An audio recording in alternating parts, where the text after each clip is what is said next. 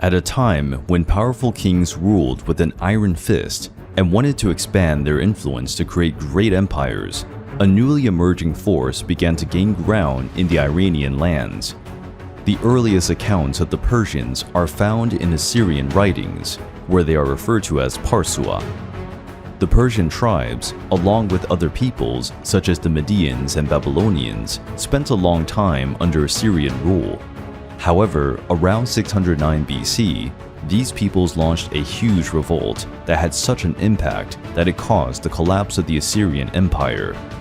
During this time, the semi-legendary figure of the first Persian king, called Achaemenes, emerged. Although not much is known about Achaemenes, he founded the Achaemenid line that would rule over one of the greatest empires of the ancient world. Among the many Persian tribes, the Achaemenids were the most powerful, and for many years they ruled smaller tribes and conquered more territory, but they were still under the rule of the Median Empire. By 559 BC, Cyrus II, better known as Cyrus the Great, became king of Persia. His rise was troubled, however, and the precedents tell a surprising story to say the least. The Greek historian Herodotus tells that Astyages, Cyrus's grandfather, ruled Persia. One night, he had a dream in which he saw that Cyrus would become ruler of all Asia. Fearing that he would lose his authority, Astyages ordered his butler to take Cyrus, who was still a baby, to the mountains and kill him there. But the butler could not find the strength to carry out this cruel task, and handed the baby over to be raised by a shepherd. Astyages was furious when he heard this, and had the butler's son killed. When Cyrus was old enough, he returned to his country. After revealing his identity and amassing popular support, he dethroned Astyages and presented his claim to the throne, sparing his grandfather's life in the end despite everything. Cyrus the Great was an expansionist king, and under his reign the Persians conquered the capital of the Mediterranean Empire and ruled over an incredibly large territory rich in natural resources. But there was still an obstacle from the Mediterranean that threatened Cyrus's sovereignty: the Greeks. After the collapse of the Hittite Empire in the Late Bronze Age, Anatolia was settled by Greek colonies that formed the Kingdom of Lydia, which refused to be ruled by the Persians. Initially, the Greeks attacked the Persian territories believing that the Greek cavalry was superior. But, to their surprise, the Persians were quite effective with their horse and camel-mounted archers. The Persians brilliantly defeated the Greeks, and the Kingdom of Lydia was ruled by Cyrus. As early as 539 BC, Cyrus and his army besieged Babylon and captured it. The Persians were welcomed as liberators by the Babylonians, who suffered from an abusive rule by King Nabonidus. The Persians not only restored political order in Babylon, but also liberated the Jews who were captive in the city, ending the famous period of Babylonian captivity. Thus, Judea became an allied kingdom of the Persians, and its territory served as protection against the Egyptians. The Persians also developed a good relationship with the Phoenicians, who were great traders and navigators. Cyrus the Great was also known for being a generous and benevolent king. He forgave his defeated enemies, and even placed them in positions in his army or government. He was also known for respecting the religious beliefs of the peoples he conquered. Perhaps one of his most memorable acts was the abolition of slavery during his reign, an act that clashed against all the customs of his time.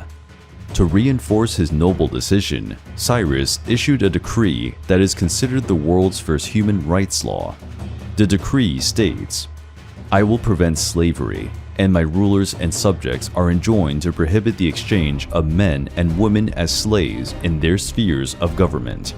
Such a tradition shall be eradicated throughout the world." This decree is a bit of clay in cuneiform writing, known as the Cyrus cylinder. In fact, many peoples were happier and better off under Persian rule. Cyrus ruled a variety of different cultures and societies in good harmony, a feat unprecedented in human history, earning him the title of the later Shepherd King.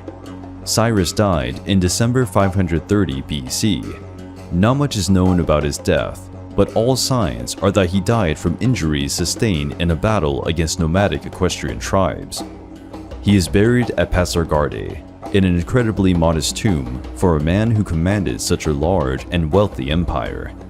After his death, the Persian Empire continued to expand and, at its peak, encompassed some 8 million square miles, covering Asia, Africa, and Europe.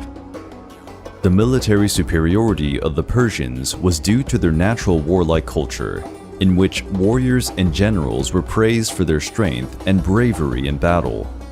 The Persians were known to have the best horses in the world. They bred a breed called Nisaean, which was famous for being large, agile horses with fiery and aggressive temperaments, perfect for the battlefield.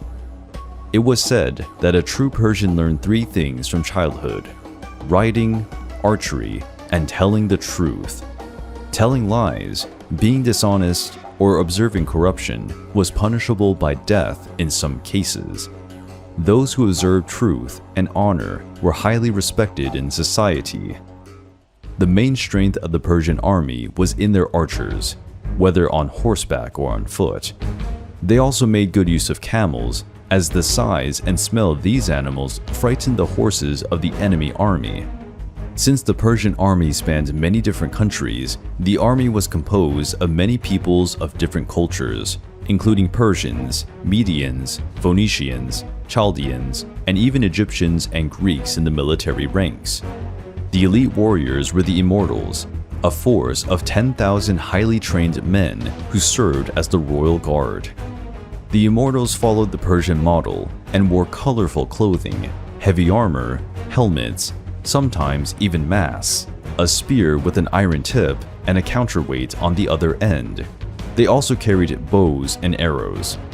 The Immortals fought in a disciplined way and never backed down from the enemy. Whenever a warrior fell in battle, he was immediately replaced by one of his fellows, giving the impression that he was returning from the dead. As a system of government, the Persians maintained many capitals, a fine method to keep control over the vast territory of the empire. Persepolis was the most luxurious and impressive city of the empire, whose edification was initiated by King Darius I. The Persepolis Terrace is more than 125,000 square meters, and the walls of the palaces are up to 20 meters high. Another impressive fact about Persepolis is that it was built by free laborers. Men and women were paid according to their role in the construction. The Persian religion was Zoroastrianism, founded by the prophet Zarathustra and considered the first monotheistic religion in history. Zoroastrianism also includes belief in a divine paradise, a hell and its demons, belief in the coming of a Messiah and resurrection, and a final judgment in which all souls will be judged. Zoroastrianism exists to this day and is worshipped by some people living in Iran and India. In 499 BC, the Persian Empire was already unbelievably large. However, with such a huge territory, problems also increased. Especially the problems with the Greek cities in Macedonia, Thrace, and Lydia, which led to constant revolts. The Greeks were always proud of their freedom and fought with all their might to defend their city-states. The Persian king Darius I was a great king and accomplished many things for the Persian people and the nations he ruled. Darius I vowed to conquer all of Greece, but to do so he would have to cross the Black Sea with his huge army. This would take many months and give the Greeks a chance to strengthen their defenses. To solve this problem, Darius applied an ingenious solution. The Persians assembled many ships and built a bridge that connected Anatolia with Europe at a place called the Bosphorus Strait. According to Herodotus, Darius I managed to cross about 70,000 or 80,000 Persian soldiers in this way. Despite some victories in Macedonia, Darius I had difficulties against the Greeks. He planned to retreat to Persia and return with more soldiers, but he finally died a natural death before he could achieve his dream. The one who took the throne and continued Darius' wish was his son, Xerxes I. The famous King Xerxes was the son of King Darius I with Queen Atossa, being the grandson of Cyrus the Great. In the biblical texts of the Old Testament, he is called by the name Ahasuerus, and it is known that he married Esther, who was of Jewish origin. Xerxes continued the war against the Greeks, in a period that has gone down in history as the Median Wars. Several epic battles took place, such as the Battle of Marathon, the Battle of Thermopylae, the Battle of Salamis, and the Battle of Plataea. Under Xerxes, the Persians fought against King Leonidas and his 300 Spartans, supported by another 6,000 Greeks from various cities. After defeating the Spartans at the Battle of Thermopylae, Xerxes and his army managed to sack the powerful city of Athens. Enraged by the stubborn resistance of the Greeks, Xerxes ordered Athens burned to the ground, even though this violated Persian custom to protect conquered cities and their inhabitants.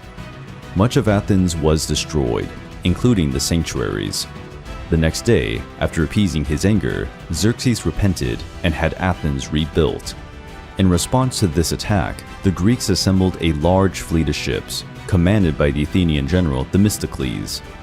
The Greeks destroyed the Persian ships, and Xerxes had to quickly retreat to his territories to avoid being trapped with his army in Greece. Xerxes returned to Persia, psychologically devastated at losing so many men and the chance to conquer Greece, and was finally murdered in 465 BC in a political conspiracy devised by one of his ministers. After the death of Xerxes, the Persians gave up trying to conquer Greece, which probably saved much of Europe from being swallowed up by the Persian Empire. After many years of battles and turbulent successions, all was not well in the empire. The Egyptians, who were under Persian rule, revolted, and many other kingdoms followed suit. Until 336 BC, the Persian Empire was ruled by King Darius III.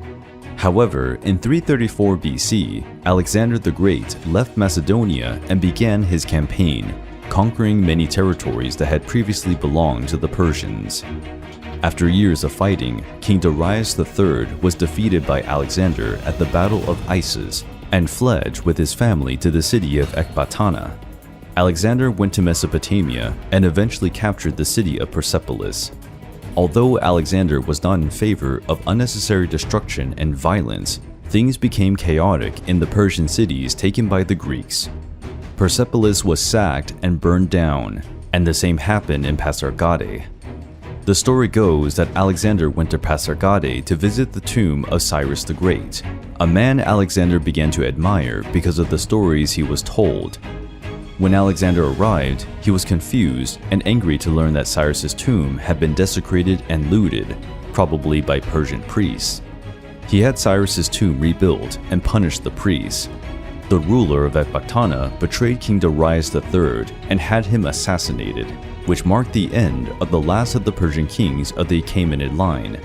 Although he was his enemy, Alexander held a grand and righteous funeral for Darius III and cruelly punished those who ordered the death of his rival. Although some works of popular culture portrayed the Persians as bloodthirsty and cruel invaders, the truth is that they were very sophisticated for their time, especially in social areas and systems of government. Many historians agree that Alexander the Great did not build an empire, but conquered one that the Persians had established centuries before his birth. Whether as skilled warriors, wise kings, or ruthless conquerors, the Persians have left a precious legacy to human history. A maritime power arose in the beating heart of the ancient Mediterranean, rivaling the greatest civilizations of its time, the Carthaginians. Hailing from mysterious Phoenicia, these seafaring masters established Carthage, a prosperous city on the North African coast. With unparalleled naval skills, trade networks spanning seas and continents, and an insatiable hunger for expansion, the Carthaginians excelled in their epic rivalry against the rising might of Rome. The Carthaginians originated in Phoenicia, a Levantine region that largely covers modern Lebanon and parts of Syria and Israel. The Phoenicians were renowned for their navigational skills, establishing several colonies along the Mediterranean coasts. Carthage, meaning new city in Phoenician, was founded at the end of the 9th century BC by Phoenician settlers. The city of Tyre, a major Phoenician city-state, is often pointed to as the starting point for the founding fathers of Carthage. The legend of Dido, also known as Elissa in Phoenician tradition, is rooted deeply in the founding stories of Carthage and in the classical narratives of antiquity. The tale of Dido combines myth, legend, and possibly some historical truth. Originally, Dido was a Phoenician princess from Tyre. Following her father's death, the king of Tyre, her brother Pygmalion took over the leadership. Some versions of the legend say that Pygmalion had Dido's husband killed for greedy or jealous reasons. Dido fled Tyre with a few loyal followers to avoid her brother's machinations. She landed on the coast of North Africa, trying to buy some habitable land from a local ruler. To be clever, the ruler told her that she could only have as much land as she could cover with a piece of leather. Proving her wit, Dido cut the leather into extremely thin strips and arranged them in a circle, outlining a sizable area, where she founded Carthage. Dido's legend is also known for its connection with Aeneas, the Trojan hero. According to the Aeneid, the epic by the Roman poet Virgil, Aeneas and his followers roamed the Mediterranean after the fall of Troy. While traveling, he arrived in Carthage, where he was warmly welcomed by Dido. The two quickly fell in love. Yet Aeneas was told by divine messengers of his destiny, to establish the city that would become Rome. He reluctantly left Dido and set off for the Italian peninsula. Shattered by Aeneas's departure, Dido erected a funeral pyre, proclaiming that she was joining her first husband, who had already died a few years before Aeneas's arrival. Dido then drove a dagger into her own body and threw herself onto the burning pyre, whereupon she perished in the flames. The Aeneid was originally penned to legitimize Rome's divine ancestry and its connection to the ancient heroes and gods. The tragic love story between Dido and Aeneas was used to stress the unavoidable nature of the conflicts between Rome and Carthage, both cities with similar origins, but fated to wage decades of bloody wars. As the influence of Phoenician cities in the Levant region started to decline due to invasions and the growing influence of empires such as the Assyrian and Babylonian, Carthage prospered and rose as the main heir to the Phoenician heritage, evolving from a simple colony to a powerful empire. Profiting from their strategic location and their seafaring prowess inherited from the Phoenicians, the Carthaginians established an extensive web of colonies and trading posts along the Mediterranean coasts. These colonies, comprising sites in Sicily, Sardinia, and the Balearic Islands, and the coast of present-day Spain, acted as trade and production centers, as well as naval bases. Carthage boasted one of the most impressive fleets in the ancient world. Not only did this enable them to protect their trade routes from pirates and rivals, but they also enforced control over key trade routes, levying shipping fees on other powerful cities, such as Rome, Athens, and Alexandria. The Carthaginians traded a wide gamut of goods. They imported cereals, especially from Sicily, metals like tin from Iberia and Cornwall, and silver from Spain, but also exotic products from Africa, such as ivory and precious stones. Carthage was also famous for the Phoenician purple dye, extracted from a specific type of sea snail, which was highly regarded in ancient times. Mago, a Carthaginian general and leader and member of the important Maganid dynasty, authored a 28-volume treatise on agriculture. Mago's agricultural work, although lost, was highly regarded in antiquity. It was translated into Latin and influenced Roman agricultural philosophy. The Punic alphabet, a variation of the Phoenician alphabet, came into use in Carthage and its colonies. Whilst the Punic language itself eventually died out, the alphabet made an impact on the development of other writing systems. Carthage was one of the first Western Mediterranean city-states to mint its own currency, which made trade and economic integration easier between its different colonies and territories. Trade was not just about goods. There was a continuous cultural exchange. Agricultural techniques, crafts, and technological developments were also spread through Carthage's trade routes. The Carthaginian religion, anchored in Phoenician traditions and customs, was a crucial part of daily life and Carthage's cultural identity. While much of what is known about Carthaginian religion is drawn from external sources, especially Roman and Greek, which frequently viewed Carthage through hostile or exotic perspectives, it is still possible to pinpoint core elements of this religious practice. As with their Phoenician predecessors, the Carthaginians adored a range of deities. The main were Baal Hammon, often associated with fertility and agriculture, and Tanit, a goddess of the moon, fertility, and in certain contexts, a funerary figure. Tanit became particularly prominent in Carthage and is often represented by a specific symbol that bears a resemblance to a female figure with her arms raised. Temples were hubs of religious activity, and many were found in Carthage and other Carthaginian colonies. Offerings, frequently of an agricultural nature, were common. Archaeological and written evidence of animal sacrifices also exists. Some sources, especially classic Roman and Greek authors, affirm that the Carthaginians practice human sacrifices to honor their deities. Studies of recent archaeological evidence have suggested that, while cremation rituals were common, the extent and context of human sacrifice are still up for debate. While some argue that it was a ritualized practice during times of crisis, others imply that it may have been less common than ancient sources imply. The Carthaginians did believe in an afterlife. Exquisite burial tombs and funerary offerings hint at a conviction that the dead would need material goods in the afterlife, such as clothing, jewelry, weapons, and personal items. As far as Carthage interacted with other cultures, there was a certain level of religious syncretism. Carthaginian deities were often identified with gods from other traditions, such as Greek or Egyptian. Carthage's territorial and naval growth led to conflicts with other Mediterranean powers.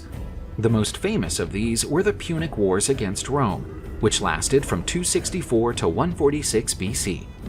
These clashes were key to the course of ancient history, as they established Rome's primacy in the Western Mediterranean and led to the complete destruction of Carthage. The First Punic War occurred between 264 and 241 BC. The primary cause of this war was the scramble for control of Sicily, particularly the cities of Messina and Syracuse. It was mostly a naval war, with some land battles in Sicily. Carthage, with its powerful navy, had the upper hand initially, but Rome quickly adjusted to naval warfare and introduced the corvus, a kind of mobile pontoon bridge to board and capture enemy ships. The war ended in victory for Rome. Under the Treaty of Lutatius, Carthage was forced to abandon Sicily and pay a large indemnity to Rome. The Second Punic War took place between 218 and 201 BC.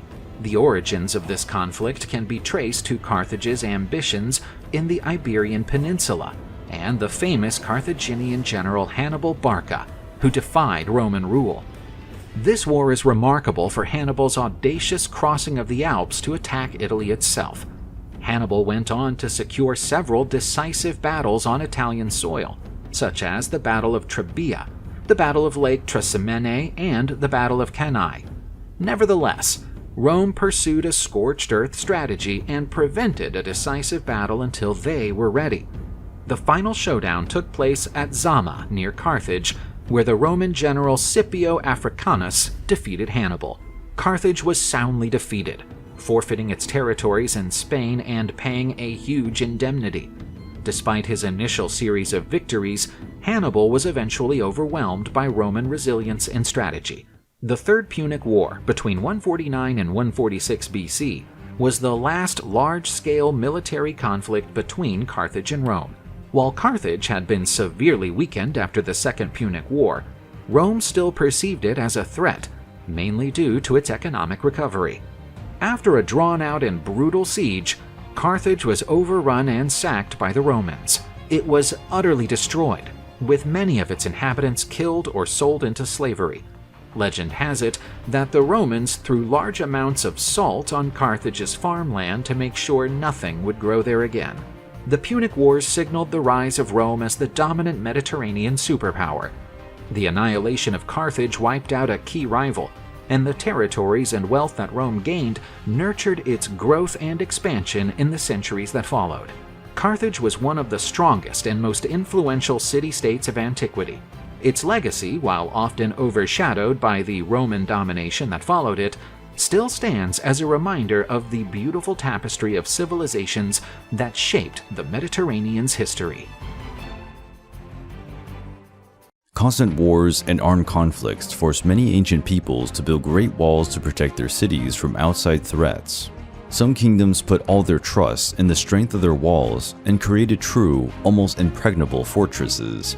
But there were also those who preferred to live freely on the plains, far from the restrictions imposed by the urban lifestyle. The Scythians lived mainly as nomadic horsemen and developed a warrior culture based on the strength of their warriors and tribal leaders. Of Iranian origin, the Scythians inhabited the steppes of a vast region where Ukraine, Russia, Siberia, and Mongolia are located today. The Scythians also inhabited lands near India and China. The Greek historian Herodotus is credited with giving the name Scythians to the steppe people, as well as to the region where they lived, long called Scythia. The name derives from the Greek word skolatoi, which can be translated as archer or bowman. Since the Scythians were a nomadic people and lived divided into many tribes occupying such a large area, the cultural characteristics of the Scythians could vary greatly, and certainly each tribe had its own customs influenced by the region in which it lived. The Assyrians called them Iskuzai, and reported that the Scythians came from the north around 700 BC, when they waged war against the Sumerians, who inhabited the northern Caucasus region. After defeating the Sumerians and driving them out to the region, the Scythians settled north of the Black Sea, near the borders of the Median Empire. The Scythians did not build villages or cities. Being nomads, they lived in tents and made large camps on the steppes. Their main source of food was their herds of goats, sheep, and horses. These animals provided milk, meat, bones, and hides to survive the harsh life on the steppes. The tribe searched for areas where there was a good grazing land for their herds. After 2 or 3 months, the natural resources of the land were exhausted. Then it was time to move to a new area, and this cycle repeated every year. The same way of life can be observed among other peoples who lived long after the Scythians, for example, the Huns and the Mongols. The Scythians were expert horsemen and archers, and had a reputation for being savage and sadistic on the battlefield. They showed no mercy to their enemies and rarely took prisoners, preferring to torture and execute captured enemies. The Scythians wore colorful and elaborate clothing and pointed hats made of leather or wool. In battle, they wore a style of cuirass that was innovative for the time, made of hardened leather and covered with small iron and bronze plates. This type of armor guaranteed good protection without carrying excessive weight, improving the mobility of the horse and rider. Commanders or richer warriors also equipped their horses with this kind of armor. The bows used by the Scythians were short and light, easy to carry and handle on horseback. Despite their size, these bows were powerful and could shoot at a distance of 500 meters. The Scythians are credited with inventing the saddle and harness for horses, something that would change the history of chivalry around the world. The Scythians also used ropes to tie down enemies on foot or horseback, a great way to immobilize the enemy and keep a safe distance. The Scythians spent so much time mounted on horses that there is a theory that the centaurs of Greek mythology are a representation of the Scythians, half man, half horse. One of the major highlights of Scythian culture was the custom of making beautiful tattoos on their bodies, most of which depicted sacred animals or fighting animals. Mummies found in Siberia still preserve incredibly refined designs with a unique style. The Scythians also painted their faces for battle, as can be seen on death masks. All these features made the Scythians formidable warriors whose fame was known throughout the Iron Age. They fought against the Greeks, Celts, Medians, and Persians, and are credited with the fall of the Median Empire. The Scythians invaded the Median territories by plundering villages and cities, which paved the way for the Persians to rise and form the Achaemenid Empire. But other people shared with the Scythians a reputation for being deadly in the use of bows and horseback. They were known as the Amazon warriors. The Amazons became known through Greek sagas, especially in the 12 Labors of Hercules, where the mythological hero has the task of acquiring a beautiful bejeweled belt that belonged to Hippolyta, queen of the Amazons. The Amazons were described by the Greeks as fierce and strong women, able to fight on par with the best male warriors. But the truth is that the Amazons did not belong to the Greek people. Instead, they are associated with the Scythian culture. The origin of the Amazon warriors is uncertain, but it seems that over the centuries they migrated from one region to another and lived for a time in Anatolia, where they joined the Trojans in the fight against the Mycenaean Greeks in the famous Trojan War. Later, they migrated to Scythia and settled in what is now Ukraine. The name Amazon comes from Ha-Mazan and probably derives from the ancient Babylonian or Persian language. Herodotus called them Androchdones, which means slayers of men. When they arrived in Scythia, the Amazons and Scythians developed a good relationship, as they shared a nomadic culture with many similarities. According to Herodotus, Amazon women agreed to marry Scythian men, but only if they retained the right to be warriors and fight. The Scythians were brutal and numerous warriors, so the Amazons likely pursued an alliance with them, instead of trying to take their territories by force, which would certainly have led to a bloodbath. This union gave rise to the Sarmatian clan, a people that would grow strong over time, and whose characteristic was the freedom of its women in society, ruled by queens from the Amazon lineage. During archaeological excavations, skeletons of women were found in Sarmatian tombs. What attracted the attention of researchers was that many were buried with weapons and armor, and some had battle wounds on their bones. The Scythians did not possess any form of writing. Unfortunately, they left no written records about their people. Much of what is known about them comes from archaeological finds and graves. The Scythians buried their kings in artificial burial mounds called kurgans. In many cases, the dead were given to wild animals, in a custom known as celestial burial. The religion practiced by the Scythians remains nameless and little is known about it. Herodotus tells us that the Scythians worshipped a pantheon of 7 gods and goddesses, and that they believed in the spirits of nature, which often came into the world in the form of animals. For the Scythians, the world was divided into the realm of birds, which were part of the heavenly world, the realm of the herbivores, which was largely the earthly world, and the realm of carnivores, which was the part of the subterranean world, as these brought death to other living creatures. The Scythians worshipped deer in particular. They depicted these animals on many gold coins and decorated their horses to look like deer. Human sacrifice was also common, including that of prisoners of war, and there was evidence of the custom of cannibalism among the Scythians. To be captured by them meant to be certain of a dreadful death. The Scythians did not build temples, but they left stone sculptures of warriors throughout almost the entire region they inhabited. According to Herodotus, the Scythians used sadistic customs, like using the skull of an enemy as a cup to drink wine and fermented milk. They also used to inflict wounds on themselves when they were mourning to show that they were grieving for the death of a loved one. All these characteristics clearly explain why other peoples, such as the Greeks and Persians, feared the Scythians. From the point of view of people who prided themselves on being civilized, the Scythians were bloodthirsty and brutal barbarians. Many Scythian warriors and Amazons served as mercenaries in different nations, working for the most powerful nations of their time. They also traded with many different cultures, which allowed them to develop an artistic style filled with Greek, Egyptian, Persian, and Chinese references. They were particularly skilled in working with gold. The quality and precision of their work were unraveled in the ancient world and would be difficult to replicate today, even with modern tools. Around 300 BC, the Scythians simply disappeared from the face of the earth. This is an event that historians to this day cannot explain. The Scythian culture simply vanished. It is not known for sure if there was a war between the tribes, or factors such as climate change that made survival on the plains difficult, but the fact is that the Scythians dispersed. The Sarmatian clan continued to live in the area and developed, but their culture changed a lot due to the influences of Greek culture. The Scythians are not considered an empire because they did not build cities and were not organized under a single leadership. But if they had, they would have been incredibly powerful.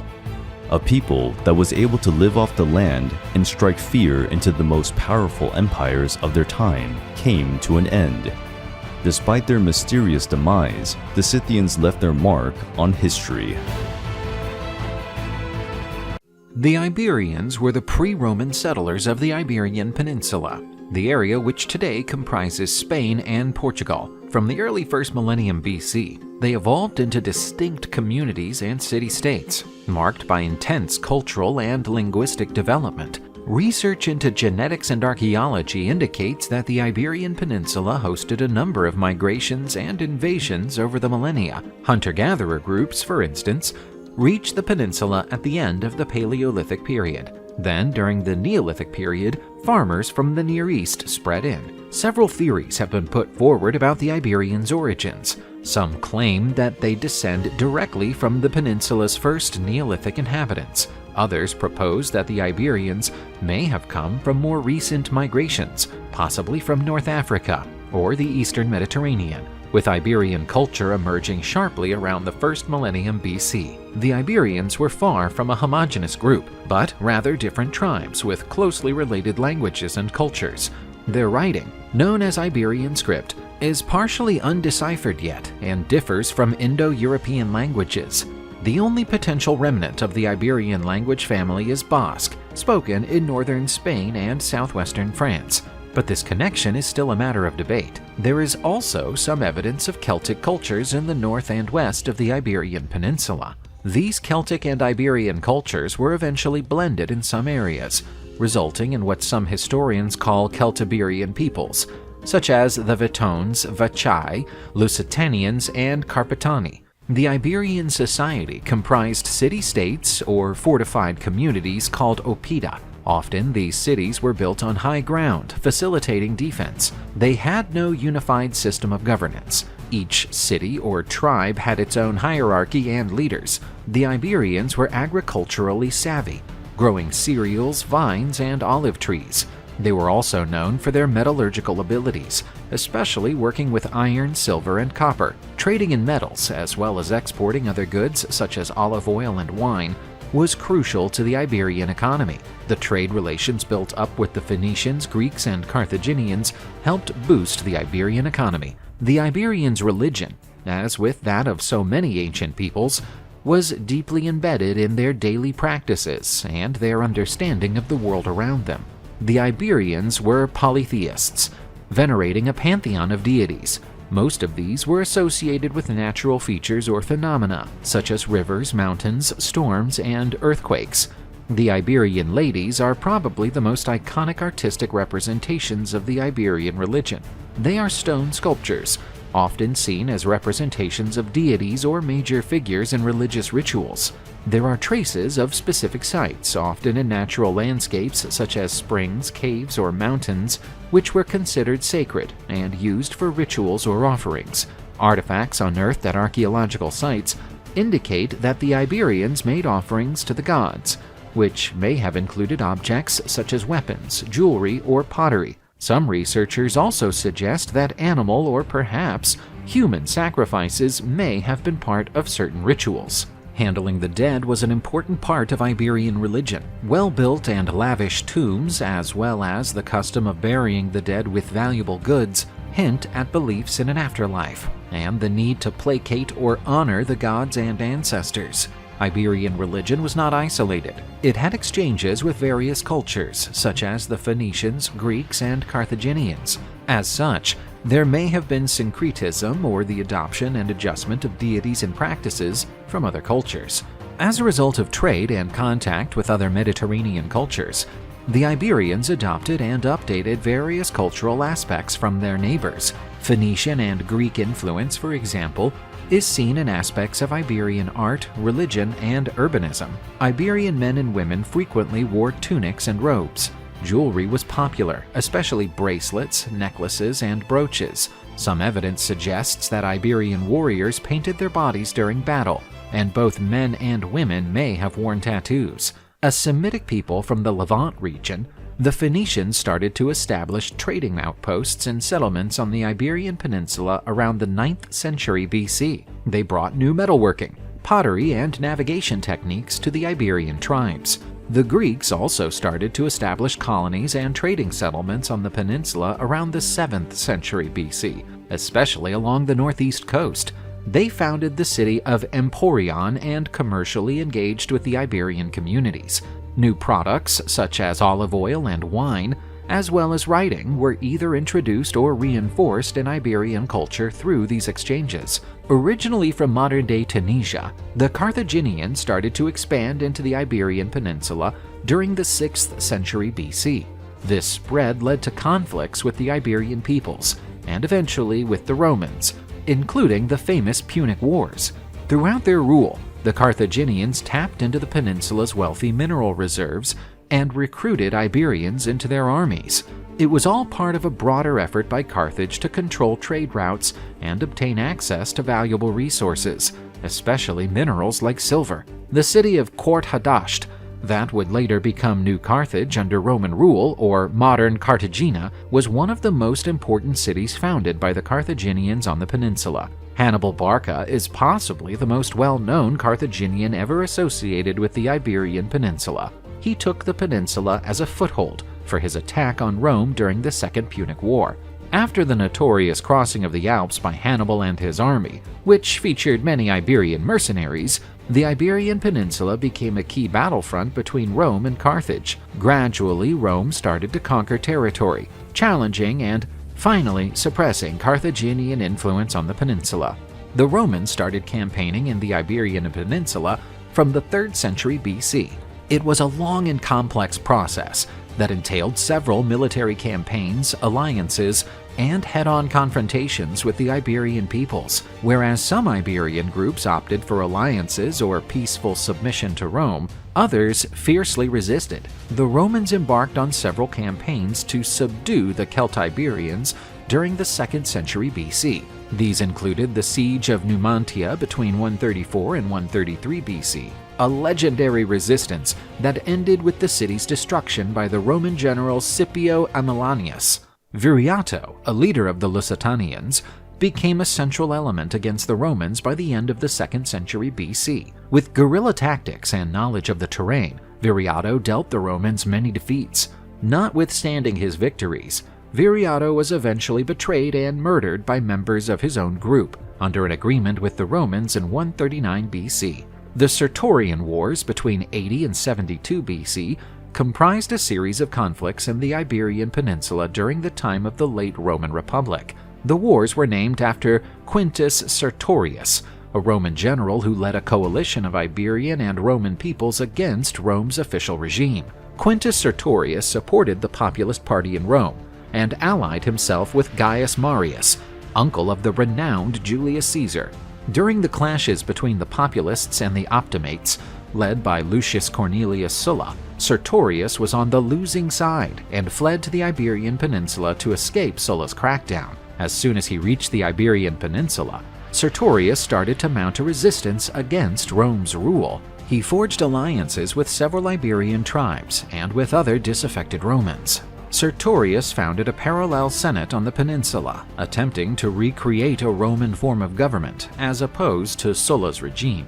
Sertorius was renowned for his tactical ability and shrewd use of guerrilla warfare. His profound knowledge of the Iberian Peninsula's terrain and his ability to blend Roman tactics with local Iberian strategies made him a formidable opponent. Several generals were sent by the Roman Republic to suppress Sertorius's revolt, including Quintus Caecilius Metellus Pius and Gnaeus Pompeius Magnus, later known as Pompey the Great.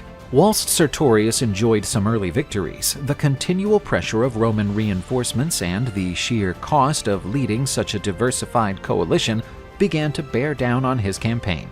Sertorius's resistance eventually broke apart due to internal rivalries, betrayals, and the ongoing wear and tear of war.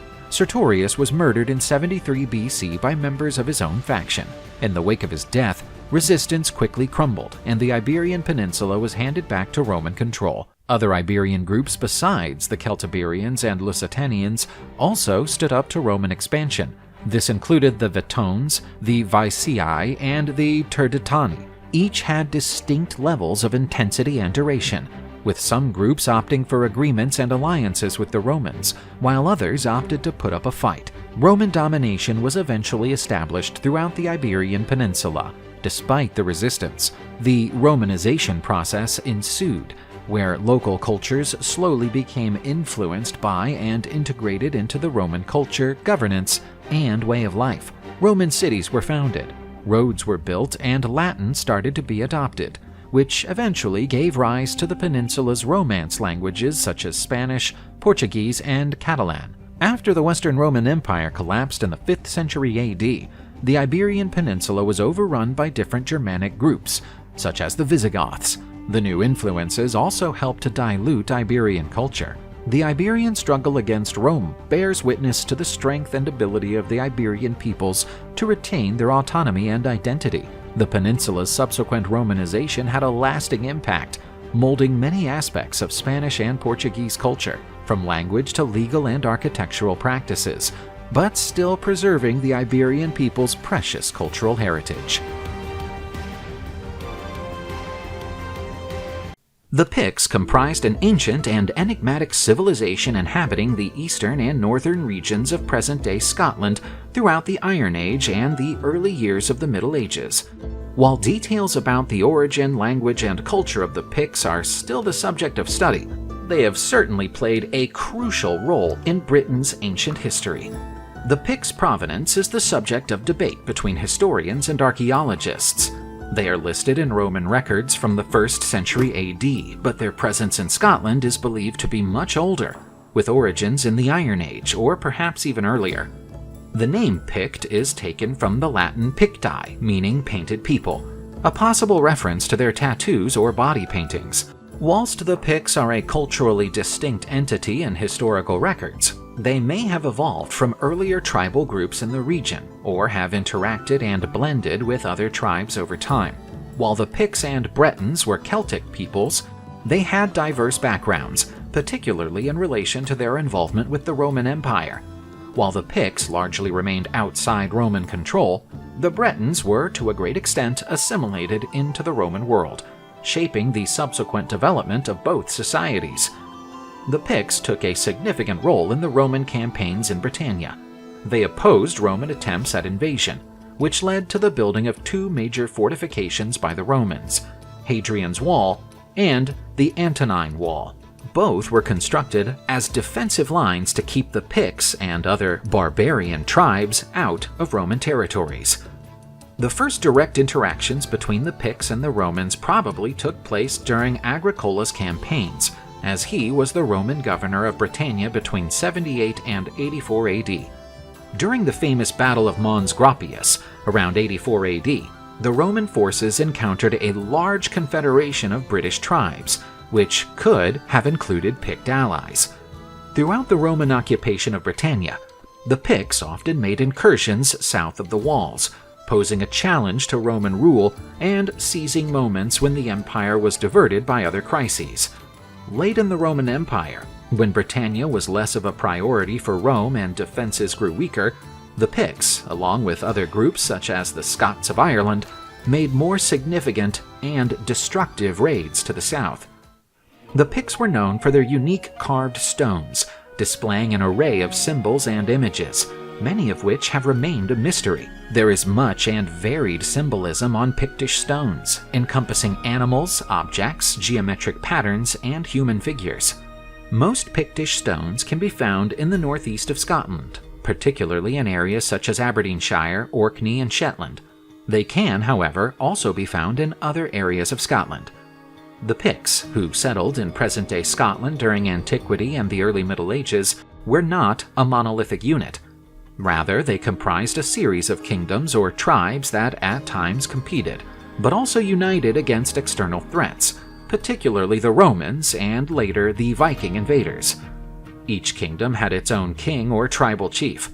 Sometimes, however, especially when faced with external threats, a ruling figure emerged who exerted authority over several Pictish kingdoms.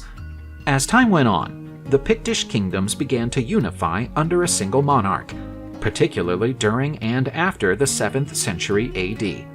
This was driven by external factors, such as the Viking threat, and internal factors like political alliances and marriages. The Pictish language is yet another mysterious subject. It is generally accepted that they spoke a Celtic language, but its exact nature in relation to the British and Gaelic languages is still controversial. Some scholars believe that Pictish was a British language, while others contend that it was a distinct tongue. The Christianization of the Picts is frequently associated with the mission of Saint Columba, an Irish monk. In 563 AD, Saint Columba and his companions founded a monastery on the island of Iona, off the west coast of Scotland. From Iona, Saint Columba and his followers undertook missions to evangelize the Picts. Among the most famous stories concerning Saint Columba is his encounter with King Bredi, ruler of a considerable part of Pictish territory. Reportedly, Columba visited Bredi's fortress, possibly near modern-day Inverness in Scotland. Columba impressed Bredi with his faith, wisdom, and the associated miracles during his visit. Bredi was consequently converted to Christianity, which had significant implications for the later Christianization of the Picts, as kings played a pivotal role in adopting and spreading the Christian faith among their subjects.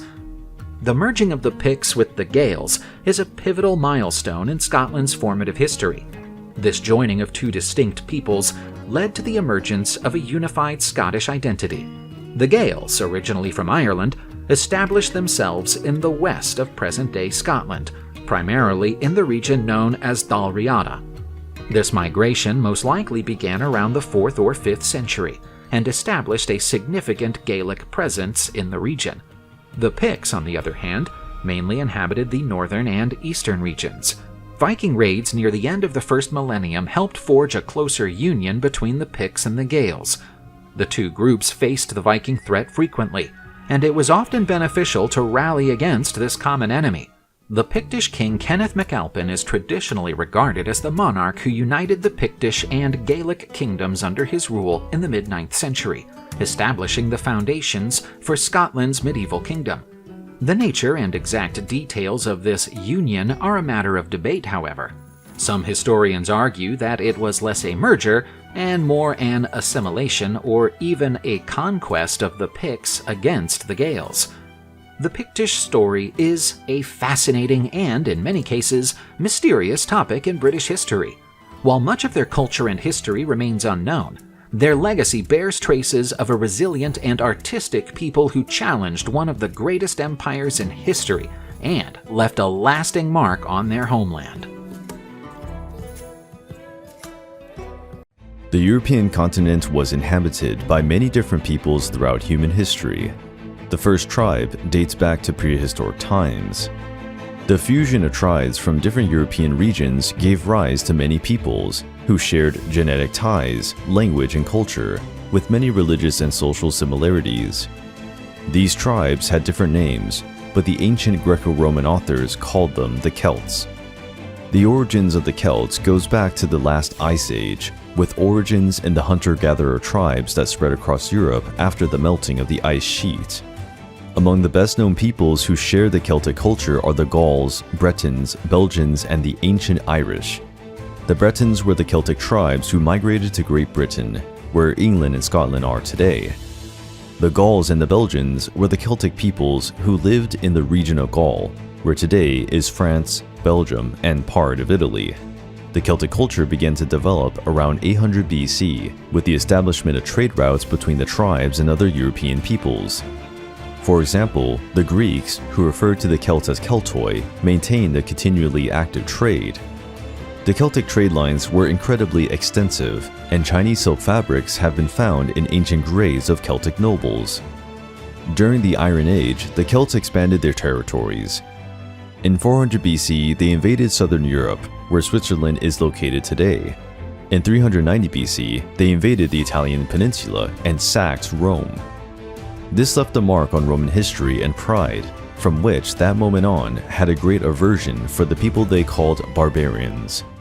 At the time when Rome began its campaigns to conquer new territories, there were about 44 Celtic tribes scattered throughout Europe.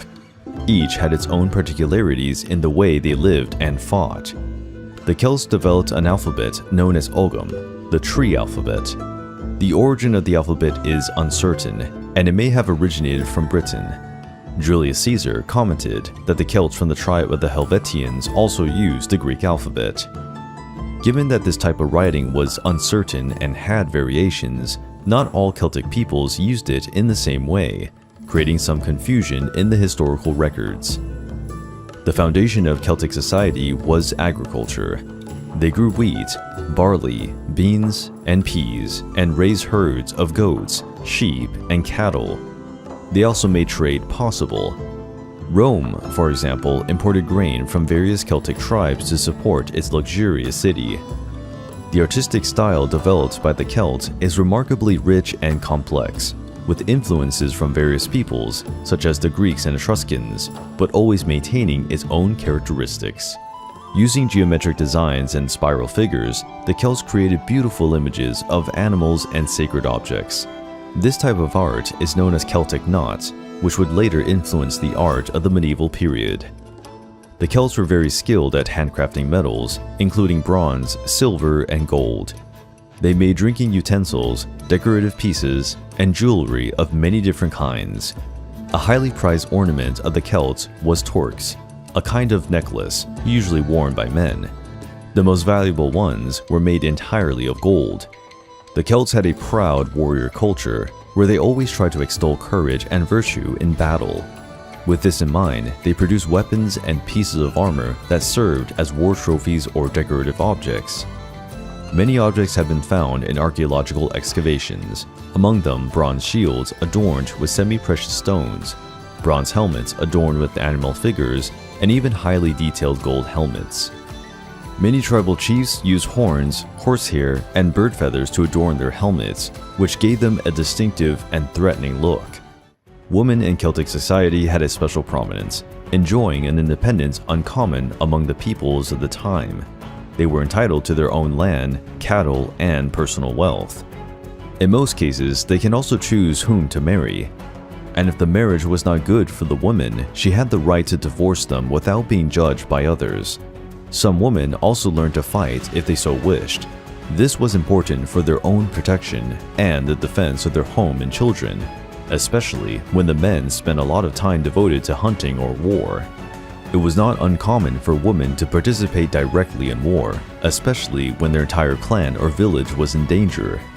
The most famous of these Celtic warriors was a woman named Boudica from the Iceni tribe inhabiting Britain. After the death of her husband in a battle against the Romans, Boudica and her daughters were imprisoned and humiliated by the Romans. Boudica swore revenge, and, gathering other Celtic tribes, she ravaged 2 Roman colonies, killing all the citizens. One of these colonies was Londinium, where London is today. The Celts used to dye their hair white. Before battle, they also made blue paintings and tattoos on their bodies. These paintings could represent animals or holy spirits.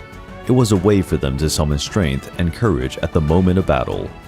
The Celts also used chariots in battle. Usually one warrior would drive the vehicle and the other would throw darts. Chariots were so highly prized that many nobles were buried along with the wheels or even the full vehicle. Some warriors fought totally naked, battling with great fury and terrorizing the enemy, proving that they needed no protection to fight.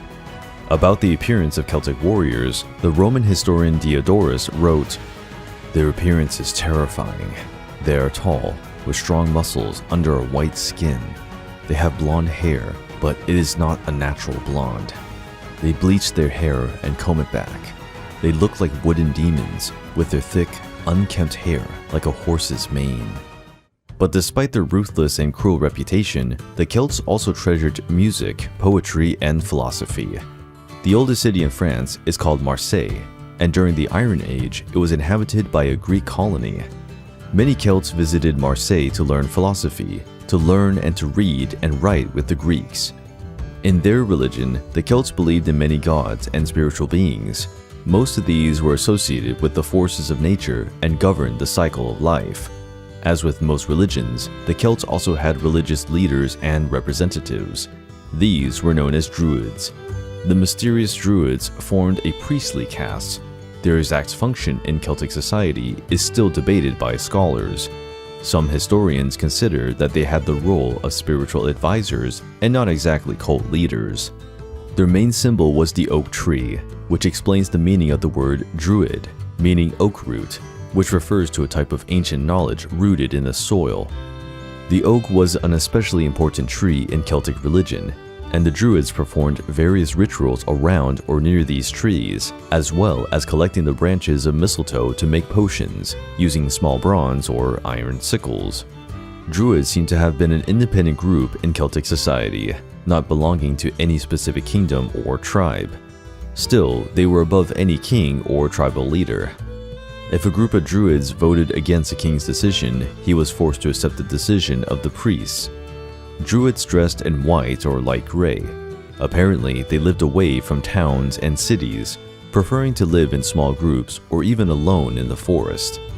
Although the image of Druids is associated with old men with long beards, there were also female Druids known as Druids. There is evidence that Druids made sacrifices of animals and humans. The Roman general Julius Caesar describes a macabre ritual known as the Wickerman. In this ritual, a large effigy in the shape of a man was built. Inside it, men and women accused of crimes or prisoners of war were incarcerated. In some cases, even innocent people were imprisoned. The effigy was set on fire, and the poor prisoners were burned alive in honor of the god Tyrannus. Although Julius Caesar wrote about this, no archaeological traces of this ritual have been found. It is still an inconclusive account. But then again, Julius Caesar was never known for being a liar or making up stories. The Druids were an important figure in the Celt resistance against Rome. Later, they also resisted the imposition of Christianity in Europe. For this reason, the Druids were considered a serious threat. They were persecuted and executed until they disappeared completely. The Celts did not build temples, but they built many stone circles. Some of them had huge stones with Ogham inscriptions on them. These stone circles were not exactly religious sites, but were commonly used as star observatories. The famous Stonehenge in the county of Wiltshire is not of Celtic origin, dating from the early Bronze Age. However, it may have been a base model for the Celts to create their stone circles. It is also known that the Druids had meetings and rituals at Stonehenge. Unfortunately, much of the Celtic culture has been lost over time. Their songs, poems, and religious practices reached us highly fragmented. But the most troubled period of the Celtic people is well recorded in history, the period when the Celts fought against Rome. The Celts were an ancient warrior people who considered warfare to be an essential activity in their lives. Many tribes had feuds and disputes among themselves. Often, there were bloody battles to decide who was right or wrong. Some of these conflicts had such ancient origins that tribes often warred over things that had happened many years ago. These combative and impetuous traits of the Celts were their greatest strength, but, unfortunately for them, it was also their greatest weakness. The Celts did not usually make written records about their own history. Much of what we know about them comes from Greek and Roman accounts. One of the main accounts comes from the famous Roman general Julius Caesar. He, around 50 BC, compiled his military experiences in a diary after 7 campaigns in Gaul. The diary written by Caesar was titled Commentarii de Bello Gallico, which can be translated as Commentaries on the Gallic War, and was written in Latin. Julius Caesar wanted to annex the territories of Gaul, bringing them under Roman rule. By doing so, he would raise his own social status in Rome. However, Gaul was a huge and wild territory, without roads or bridges, full of hostile Celtic tribes. Many Romans knew it as Gallia Comata, or long-haired Gaul. Among the main tribes were the Boii, Aedui, Helvetians, Arverni, Belgians, and many others. It was a network of several tribes, composed of brutal warriors. The Romans were always quite attentive to the military and political weaknesses of other peoples. Caesar was able to take advantage of this instability among the tribes and began his campaign by allying himself with the Aedui tribe. The Aedui lived in the Burgundy region of present-day France and felt threatened by the Helvetian and Arverni tribes. The Helvetians, along with the tribe of the Boii and Tulingi, had begun a large migration, leaving Switzerland and attacking villages that belonged to the Aedui. When Caesar made his legions available to help the Helvetians, the leaders of the Aedui, named Mahorbane, was very pleased and accepted Roman help without much difficulty. The battle that followed became known as the Battle of Bibracte. Even though the Romans were outnumbered, their tactical superiority and disciplined formations were able to repel the Celts, who attacked with a merciless fury. Eventually, the Roman army, which was on higher ground, was able to overpower the Celts. With their cavalry surrounding the battle, they managed to attack the rear of the Celts, where the supplies were, forcing them to surrender. After the battle, many Celts were spared and freed, on the condition that they return to their lands near the Rhine River, where they were to defend the borders against invaders from the Germanic tribes.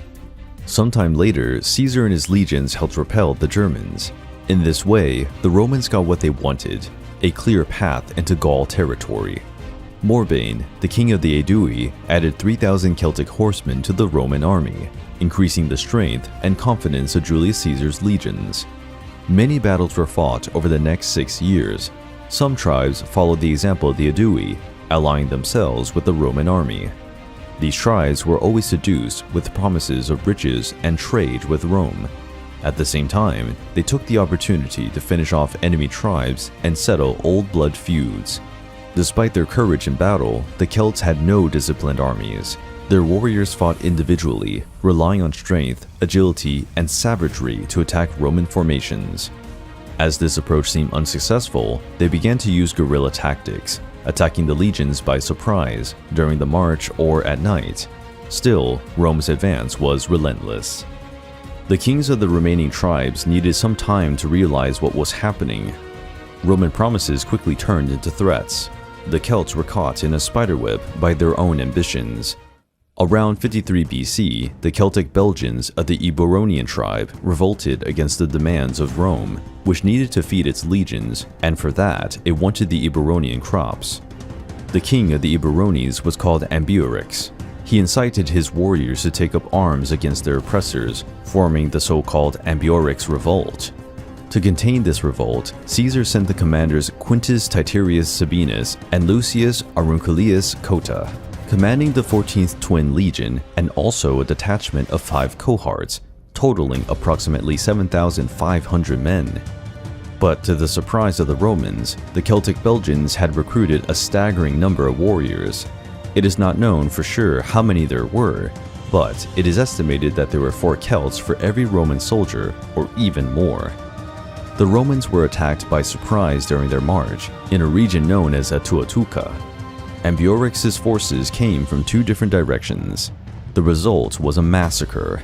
Almost all the Roman soldiers were killed, including 2 commanders sent by Caesar. This event was known as the Massacre at Atuatuca. The survivors reported the terror they witnessed, and Julius Caesar wrote in his diary, "Of all the Gauls, the Belgians are the bravest." The revolt came to an end when Caesar and his 50,000 soldiers entered the scene. Virtually all the Celtic Belgian tribes were massacred, and their villages and crops were looted and burned. Ambiorix and some of his men managed to cross the Rhine River and escape towards Germania, but were never seen again. Ambiorix's revolt aroused a kind of nationalistic feeling among the Celts. Many tribes began to put their differences aside to unite against Roman oppression.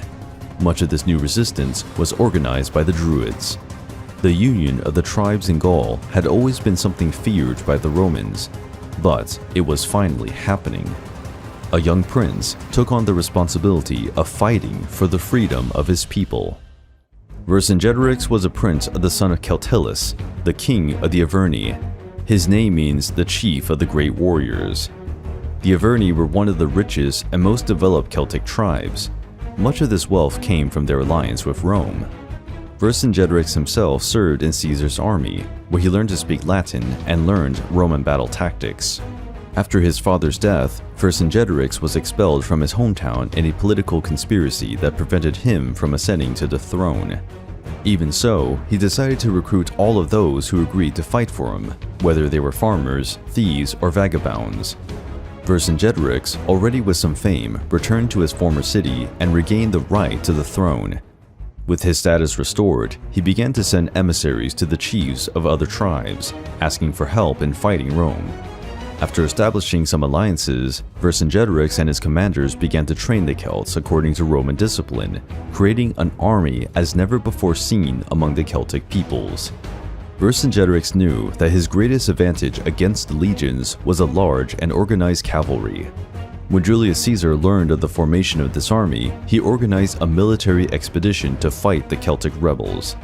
The Romans went all over Gaul, demanding loyalty from various Celtic leaders. This demand was based on more promises and threats. Thus, many tribal chiefs did not support Vercingetorix. Battles were fought, mainly between Roman and Celtic cavalries, with the former almost always winning. Vercingetorix was forced to retreat.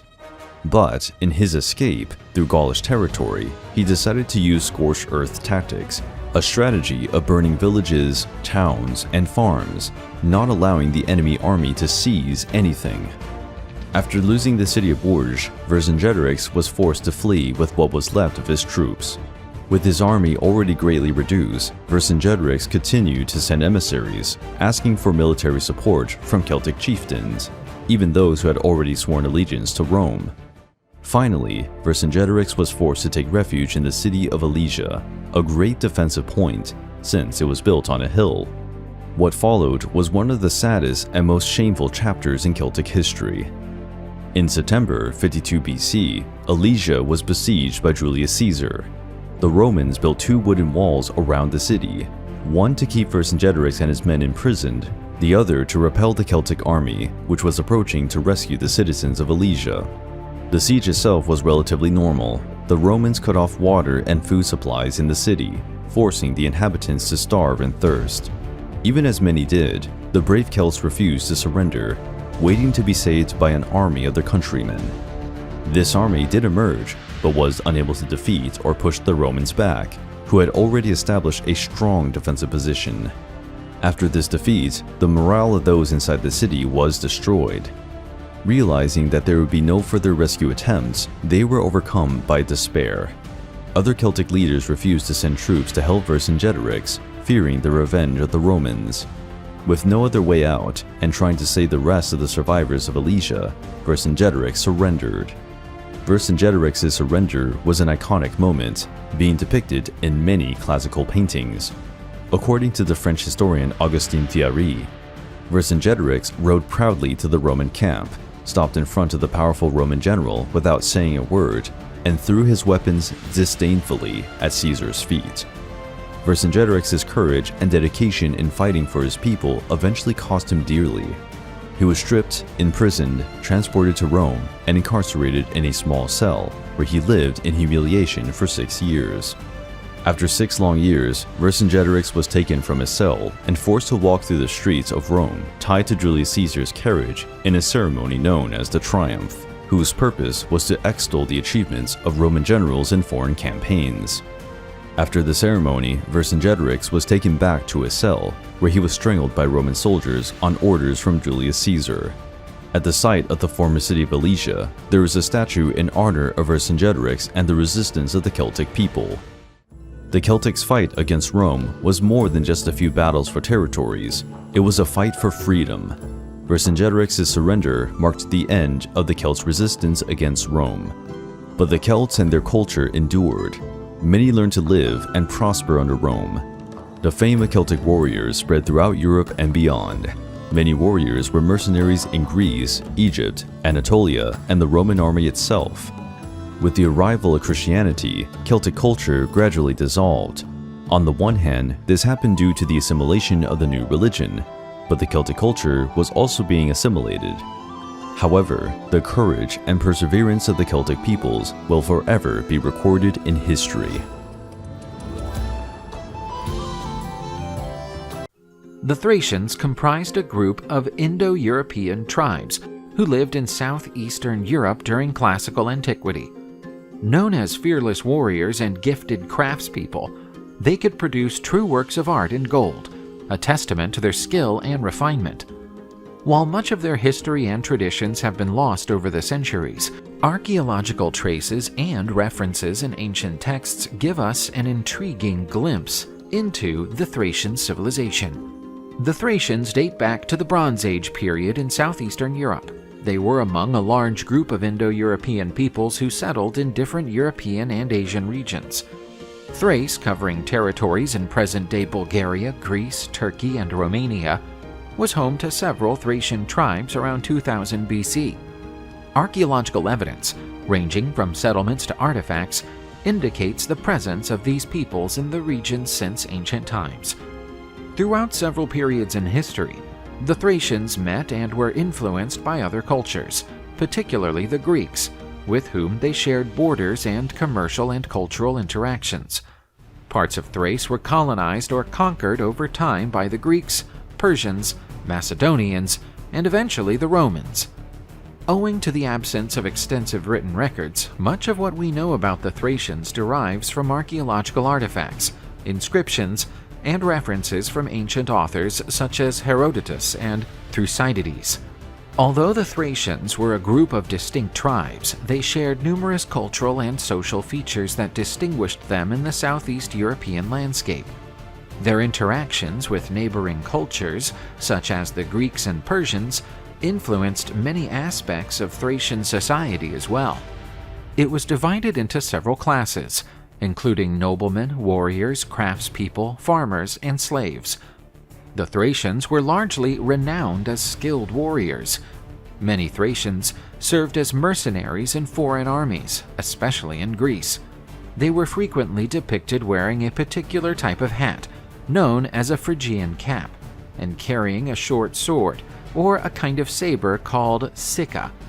Thracian religion was mostly polytheistic, with a pantheon of gods and goddesses relating to nature and the everyday world. Among the most famous figures associated with Thracian mythology is Orpheus, who, legend has it, had musical abilities that could enthrall both the living and the dead. Thracian funerary practices have become known through archaeological findings. The Thracians buried their dead alongside several goods, often including intricately crafted gold and silver objects. These objects show not only artistic skills, but also beliefs about the afterlife. Thracian kings and nobility were often buried in massive tombs, reflecting their position in society. The Thracians were expert artisans, particularly in metalwork. Many of the artifacts which have survived to this day are jewels and ritual items in gold and silver. Thracian metalwork, especially in gold, is regarded as extraordinary. Found Thracian treasures, such as the Panegyrishta treasure in Bulgaria, bear witness to their skilled workmanship. These artifacts shed light on their society, beliefs, and technical expertise. Thracians and Greeks enjoyed a significant cultural exchange due to their proximity. Thracian elements of art, mythology, and religious practices can be seen embedded in Greek culture, and vice versa. The Thracians also interacted with other neighboring peoples and nations, such as the Getae, the Dacians, the Scythians, and the Illyrians. The Odrysian kingdom was the most powerful and largest Thracian kingdom in antiquity. It particularly distinguished itself during the 5th and 4th centuries BC, and had a major influence on the Balkan region during its zenith. The kingdom was named after the Odrysian tribe, which succeeded in bringing together several Thracian tribes under its rule. The Odrysian kingdom was established by Terus I near the turn of the 5th century BC. He was traditionally credited with rallying several Thracian tribes under a single authority. Throughout his reign, Thrace cemented himself as a significant political entity in the region.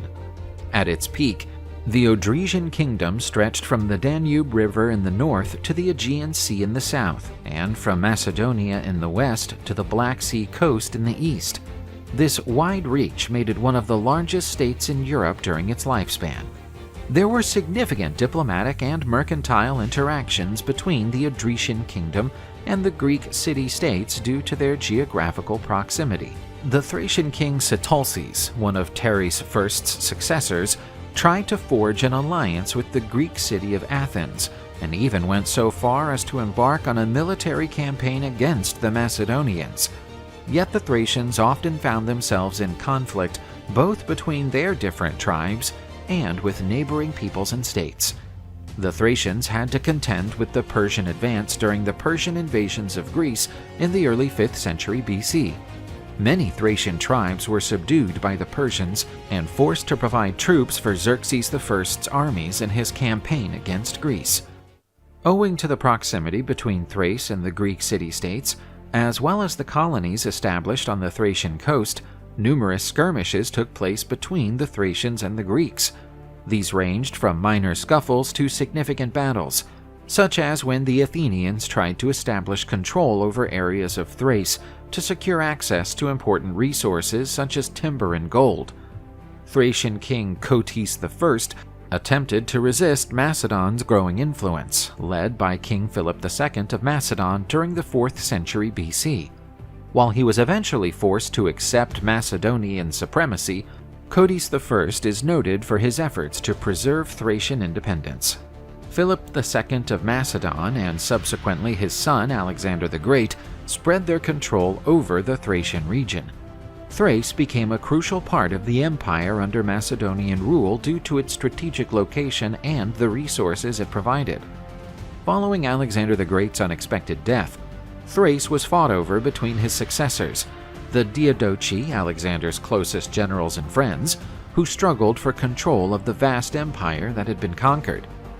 As Rome started to expand its influence in the Balkan Peninsula starting in the 3rd century BC, the Thracians came into increasing contact with them, initially through the Greek colonies that Rome had relations with. With Macedonia's defeat in the 2nd century BC and the ensuing expansion of Roman influence in the region, the Thracians often clashed with the Romans. Many of these initial squabbles were isolated in nature and concerned specific Thracian tribes. As Roman influence grew in the Balkans, the Thracians were progressively overwhelmed. Instead of a single conquering campaign, this was a process of several clashes, treaties, and subjugations over several decades. Perhaps one of the most remarkable instances of interactions between the Thracians and the Romans was the Spartacus revolt from 73 to 71 BC. Of Thracian origin, Spartacus was captured as a slave by the Romans and turned into a gladiator in Rome. Spartacus led a major slave rebellion against the Roman state. The uprising was eventually quelled by the Roman general Marcus Licinius Crassus, but Spartacus and his followers left a long-lasting mark on Roman memory. Thrace, after its subjugation, became a Roman province in the 1st century AD. This prompted a process of Romanization, where Roman culture, religious, and social traditions began to mix with Thracian ones. Many Thracians went on to serve in the Roman legions and helped the empire grow in different ways. Thracian demise was not a one-off sudden event, but rather a gradual process over several centuries, shaped by many factors and interactions with other peoples and empires. The Thracian cities were rebuilt after the Roman style, and the Latin language and Roman culture started to prevail, leading to the gradual decline of the Thracian cultural identity. With the fall of the Western Roman Empire in the early Middle Ages, the Balkan region, including Thrace, was often invaded by barbarian tribes such as the Goths, Huns, and Slavs. These raids and migrations had an even greater impact on Thracian culture and demographics. Following the breakup of the Roman Empire, Thrace became a key element of the Byzantine Empire. While the Roman cultural legacy continued under the Byzantines, the region was further Hellenized, with Greek emerging as the dominant language. Notwithstanding their decline and eventual assimilation by other cultures and empires, the Thracians left a legacy evident in several areas. Although the Thracians themselves did not leave a substantial corpus of literature, they are frequently mentioned in ancient texts, particularly by Greek and Roman authors. These descriptions, albeit often written from an external viewpoint, are valuable for rebuilding facets of Thracian culture and history. The revived interest in Thracian culture led to its commemoration in several Balkan countries, especially Bulgaria. Museums, exhibitions, and academic studies have focused on rediscovering and celebrating Thracian history. The Thracian legacy pervades many strands of the history, art, and culture of southeastern Europe, and the remains of their civilization are still an interesting and significant part of Western history. The ancient Romans always fought to subjugate the numerous tribes that inhabited Europe. The Celts were impressive enemies who forced even the great Julius Caesar to spend many years warring in Gaul until they were finally defeated. But there was also a people so cruel and savage in battle that they were considered barbarians even by the Celts, the Germanics. As with the Celts, the Germanics were not exactly a unified people. They were divided into many different tribes, sharing the same language, religious beliefs, and culture in general. They inhabited Germania, a large region dominated by the Romans, which nowadays comprises Germany, Austria, the Netherlands, Belgium, and part of France. Germania is a land of hills occupied predominantly by dense forests and some swamps. With tall trees close together, they create an almost constant blanket of shadows and mist on the ground. Their natural borders are the Rhine River, which separated Germania from Gaul, and the steppes, which separated Germania from Scythia, the land of the fearsome nomadic horsemen. In this dark and hostile environment, one could find the Germanic peoples. The Proto-Germanic culture originated around 1800 BC. The tribes that gave origin to this culture came from Scandinavia, after having migrated to the south due to climate changes. They occupied territories that previously belonged to the Celts. After that, Celts and Germanics spent many generations sharing a mutual hatred, fighting bloody battles for territories. At the time of the Roman conquest, these were the main Germanic tribes: the Suevi, Frisians, Cimbri, Teutons, and Marcomanni.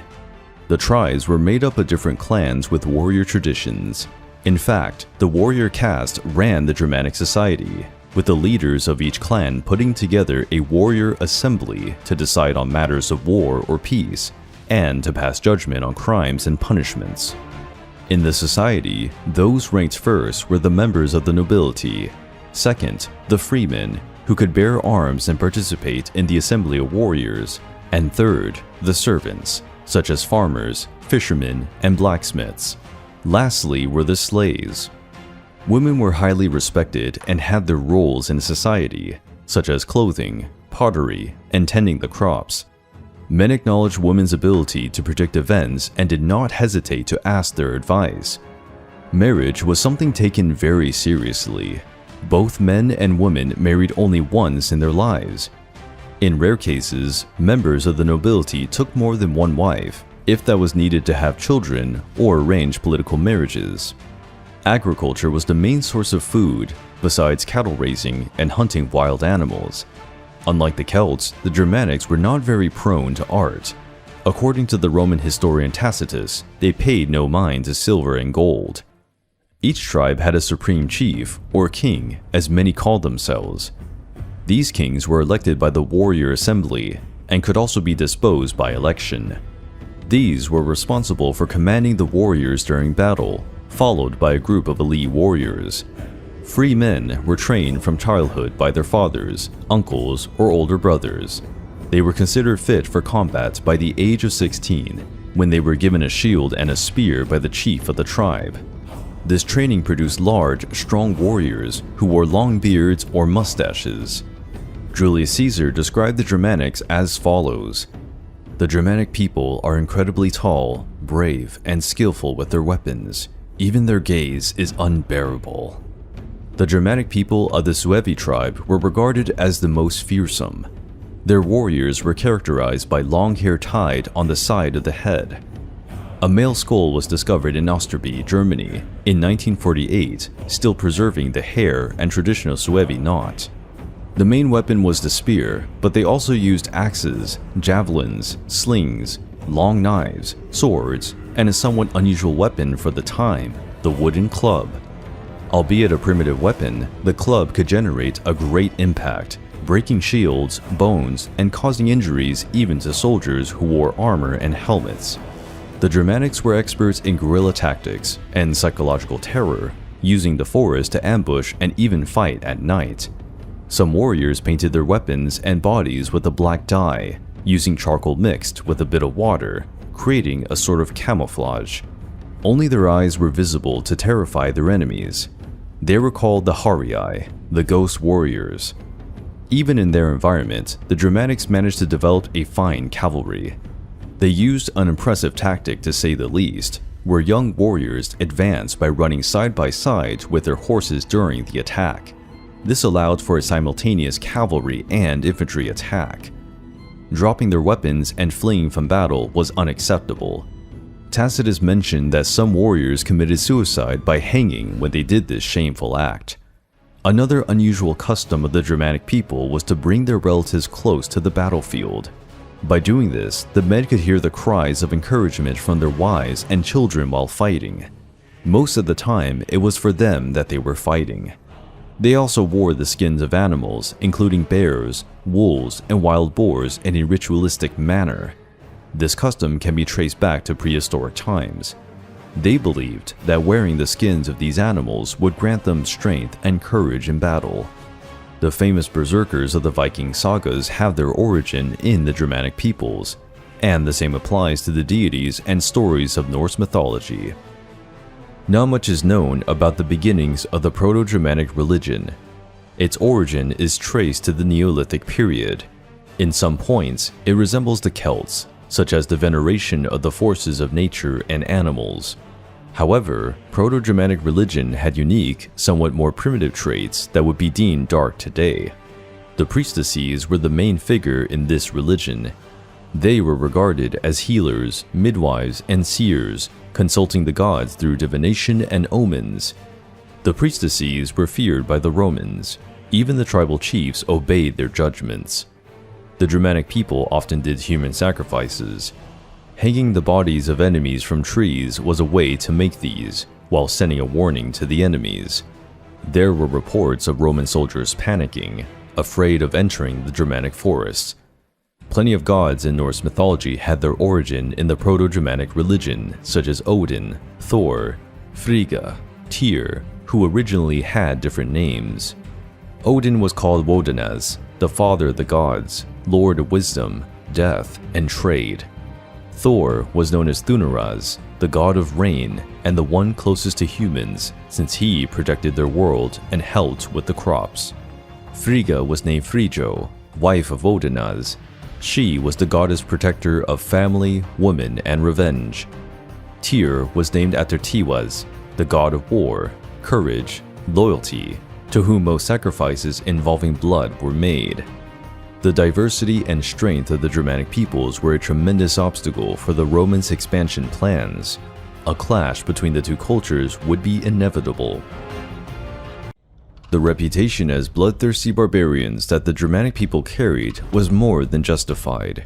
Even the Romans avoided entering the dark Germanic forest too much. The first contacts between the Germanic peoples and Rome happened between 113 BC. During Julius Caesar's campaigns in Gaul, the conflicts between these two peoples grew in impact. The Germanics of the Suevi tribe invaded Gaul and were expanding their borders more and more. The Suevi were commanded by the tribal chief Ariovistus, a fierce warrior who had already managed to accumulate victories against the Celtic tribes. One of these was against the tribe of the Aedui, Rome's newest allies.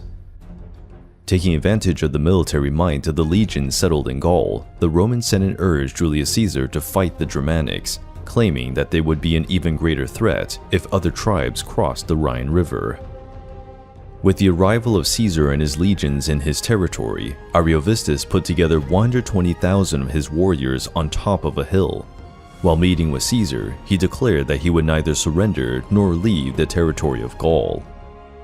The Germanic priestesses had warned Ariovistus not to go into battle against the Romans before the passage of the new moon.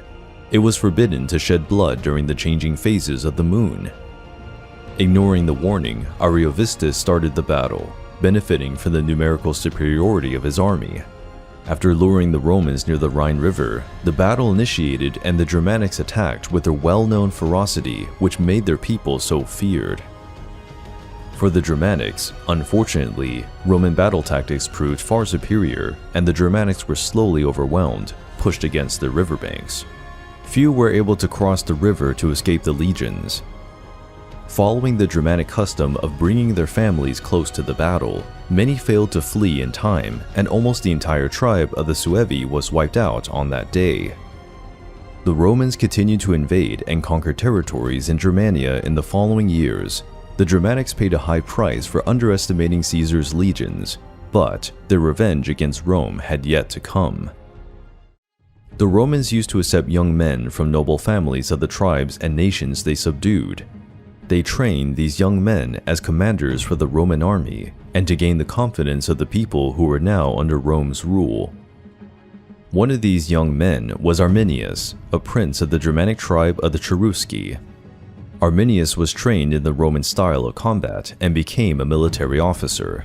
Quite early, he showed his aptitude for the task. He earned the right to be considered a Roman citizen and achieved the rank of military tribune, like the rank of captain in modern armies.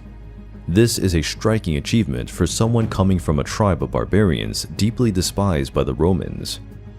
During his military career, Arminius was part of the army commanded by Tiberius Claudius, a Roman general of great influence who would become emperor of Rome in the following years. Arminius fought several battles, serving as a commander in the legions during the invasions in Germania, facing and defeating his own native people. This dedication led to Roman members of the nobility to respect and even admire Arminius. Much of the Germanic territories became part of the Roman Empire. The Germanic tribes were forced to pay high taxes to live on their own land. These territories were under the responsibility of Consul Publius Quinctilius Varus. To keep the peace, he had at his disposal 3 Roman legions, approximately 20,000 men. When Arminius noticed the poor condition his native people were in, he could not resist his aversion against Rome and started to write a plan that would go down in history. Autumn had arrived, and the Roman legions serving in Germania needed to march to a warmer region before winter. To do this, they had to cross the Teutoburg forest, a dense, dark one, filled with trees and moss. Arminius had secret meetings with the chiefs of the Germanic tribes to attack the legions during the march in the middle of the forest. Arminius knew very well the power of Roman tactics. On such an uneven terrain, the Roman formations would lose much of their effectiveness. On a cloudy, rainy day, the Germanic people hid in the forest and waited for the legions. At the right moment, Arminius gave the order for attack, and the Germans attacked the Roman column from 2 different directions. Caught by surprise, the Romans barely had a chance to react. Their disciplined formations failed to establish an effective organization. To make matters worse, the ground was muddy and slippery due to the rain. 20,000 legionnaires lost their lives on that dark day. It is said that Quintilius Varus, along with the other Roman officers, took his own life during the battle, fearing being captured and sacrificed in the dreaded Germanic rituals. The 3 banners of the legions were lost. 2 were looted by the Germans, and the 3rd disappeared into the forest swamps. When the Roman Emperor Augustus heard of this, he dealt with his impotent rage for days. Some claimed he beat his head against the palace walls, constantly yelling, "Quintilius Varus, give me back my legions. Quintili vare, legiones rede," in Latin. The loss of 3 legions was a massive blow to the proud Roman Empire, shattering its seemingly invincibility. In the following years, Rome sent several military expeditions to punish the Germanics, and many battles were fought. But the fighting had gone on so long that the new emperor Tiberius gave up on the idea of annexing Germania to the territory of the Roman Empire. The heroic Arminius was murdered at the age of 36, probably by his own father-in-law. Arminius was given the title Liberator of Germania and is a symbol of bravery and resistance of the Germanic peoples. The Germanic tribes managed to block Rome's advance, albeit with a high price. During the Huns' invasion of Europe, many Germanic peoples moved further into Roman territories, in a period that would become known as the Barbarian invasions.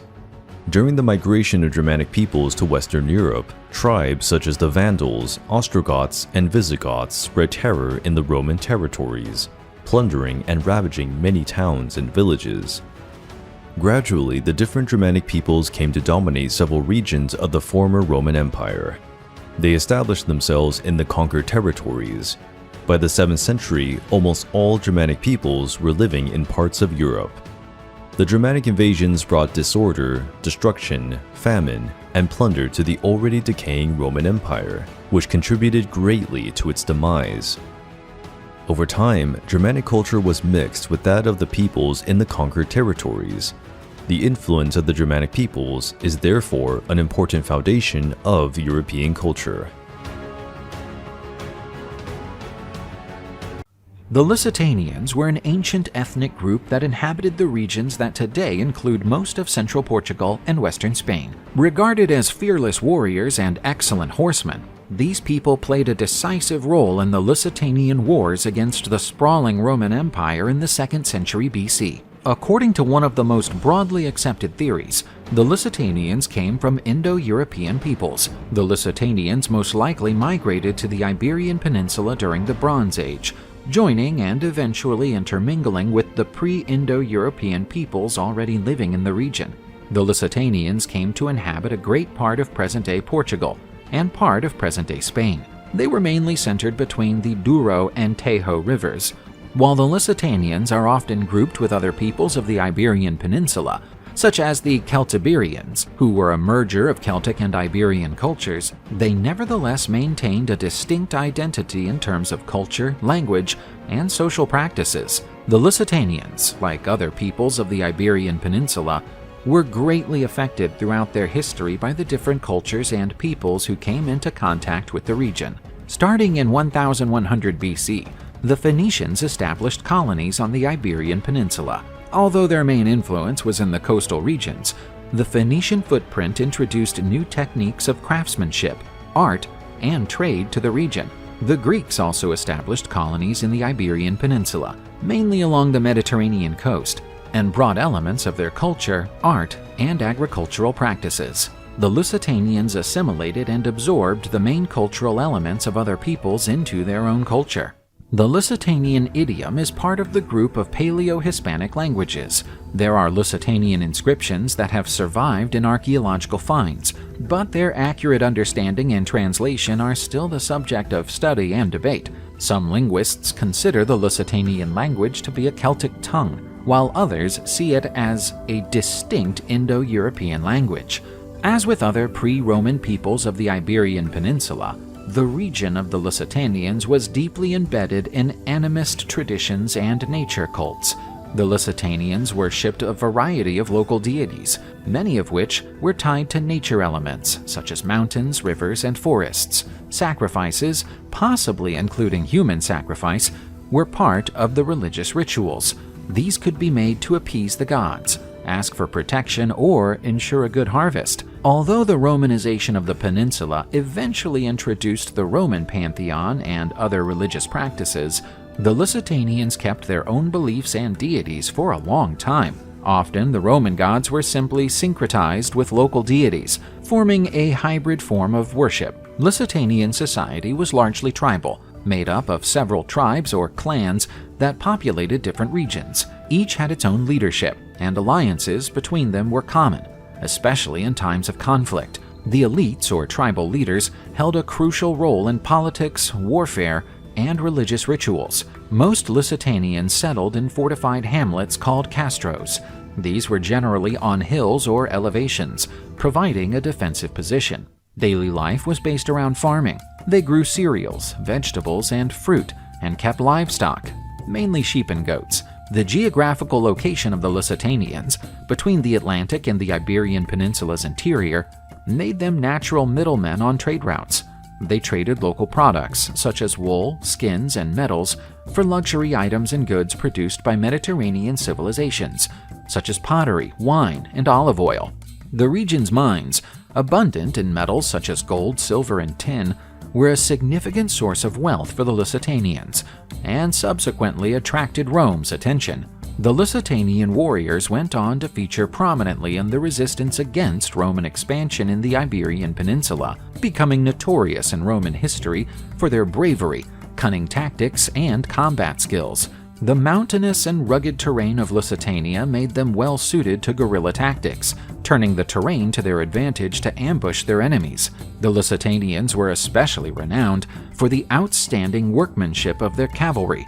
Lusitanian horsemen were extremely mobile and effective in swift attacks, hitting the enemy and withdrawing before they could be surrounded. The clash between the Lusitanians and the Roman Empire is a meaningful part of the history of the Iberian Peninsula, especially notable for the Lusitanian Wars, fought between 155 and 139 BC. These skirmishes were marked by the tough-mindedness and tactical skill of the Lusitanians, in contrast to the military and organizational power of Rome. In the 3rd century BC, the Romans started to expand their holdings in the Iberian Peninsula after the Second Punic War against Carthage. The Iberian Peninsula was wealthy in resources, especially minerals, and provided a strategic position for the control of the Western Mediterranean. The Roman expansion towards the west of the peninsula in the 2nd century BC led to frequent clashes with the Lusitanians. The Romans considered them to be a troublesome people, given their ferocious resistance and the guerrilla tactics they employed. Viriato is probably one of the most iconic personalities of the resistance against Roman expansion in the Iberian Peninsula. He is often regarded as the great leader and national hero of the Lusitanians during the Lusitanian Wars. Not much is known about Viriato's origins and youth. It is believed that he came from a humble background, perhaps from a shepherding family, and that he grew up surrounded by the warrior traditions of the Lusitanians. Viriato's struggle was triggered by an act of betrayal from the Romans. In 150 BC, a settlement was reached between the Lusitanians and the Roman praetor Servius Sulpicius Galba, who had promised the Lusitanians land, but instead trapped and massacred many of them. Viriato was one of the few survivors of this slaughter. Enraged at the betrayal, Viriato took over the leadership of the Lusitanians and started a guerrilla warfare campaign against the Roman forces in the Iberian Peninsula.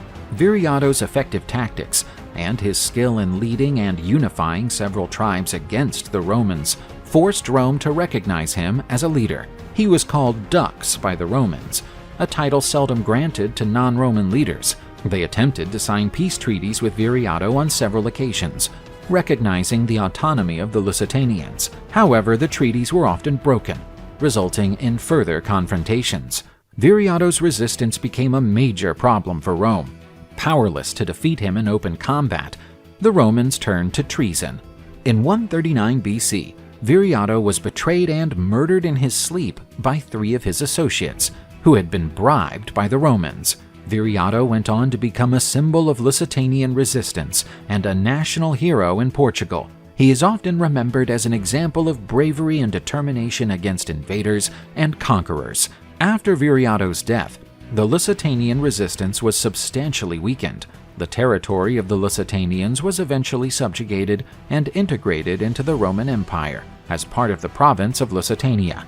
As Roman rule was consolidated, the culture, economy, politics, and religion of Lusitania started to change. Cities were established along Roman lines, roads were built, and the Latin language began to spread, progressively replacing the Lusitanian language. Institutions from Rome, such as the Senate and the legal system, were brought in, shaping the political and social organization of the region. Following the decline of the Roman Empire in the 5th century AD, the Iberian Peninsula underwent several Germanic invasions, such as the Suebi and Visigoths. These peoples also had an influence on the region's culture. Then, in the 8th century, the peninsula was taken over by the Moors from North Africa, leading to yet another cultural layer of influence. Despite the fact that the Lusitanians, as a distinct group, were woven into the cultural tapestry of the Roman Empire and the ensuing kingdoms that settled on the Iberian Peninsula, their legacy and influence is still felt. Lusitania, the name of the Roman province that encompassed a large part of Lusitanian territory, is still poetically mentioned to refer to Portugal, and elements of Lusitanian culture and identity continue to be celebrated in Portuguese traditions. The Byzantine Empire was a mighty civilization that carried on the Eastern Roman Empire during late antiquity and the Middle Ages. Its origins date back to 3030 AD, when the Roman Emperor Constantine I moved the empire's capital from Rome to the ancient Greek colony of Byzantium. The newly created imperial capital of the Roman world was named Constantinople, which means the city of Constantine. The combo of Roman imperialism and strategic location would impact Constantinople's role as a bridge between Europe and Asia. The city was a commercial, cultural, and diplomatic hub of the Christian world for over 10 centuries.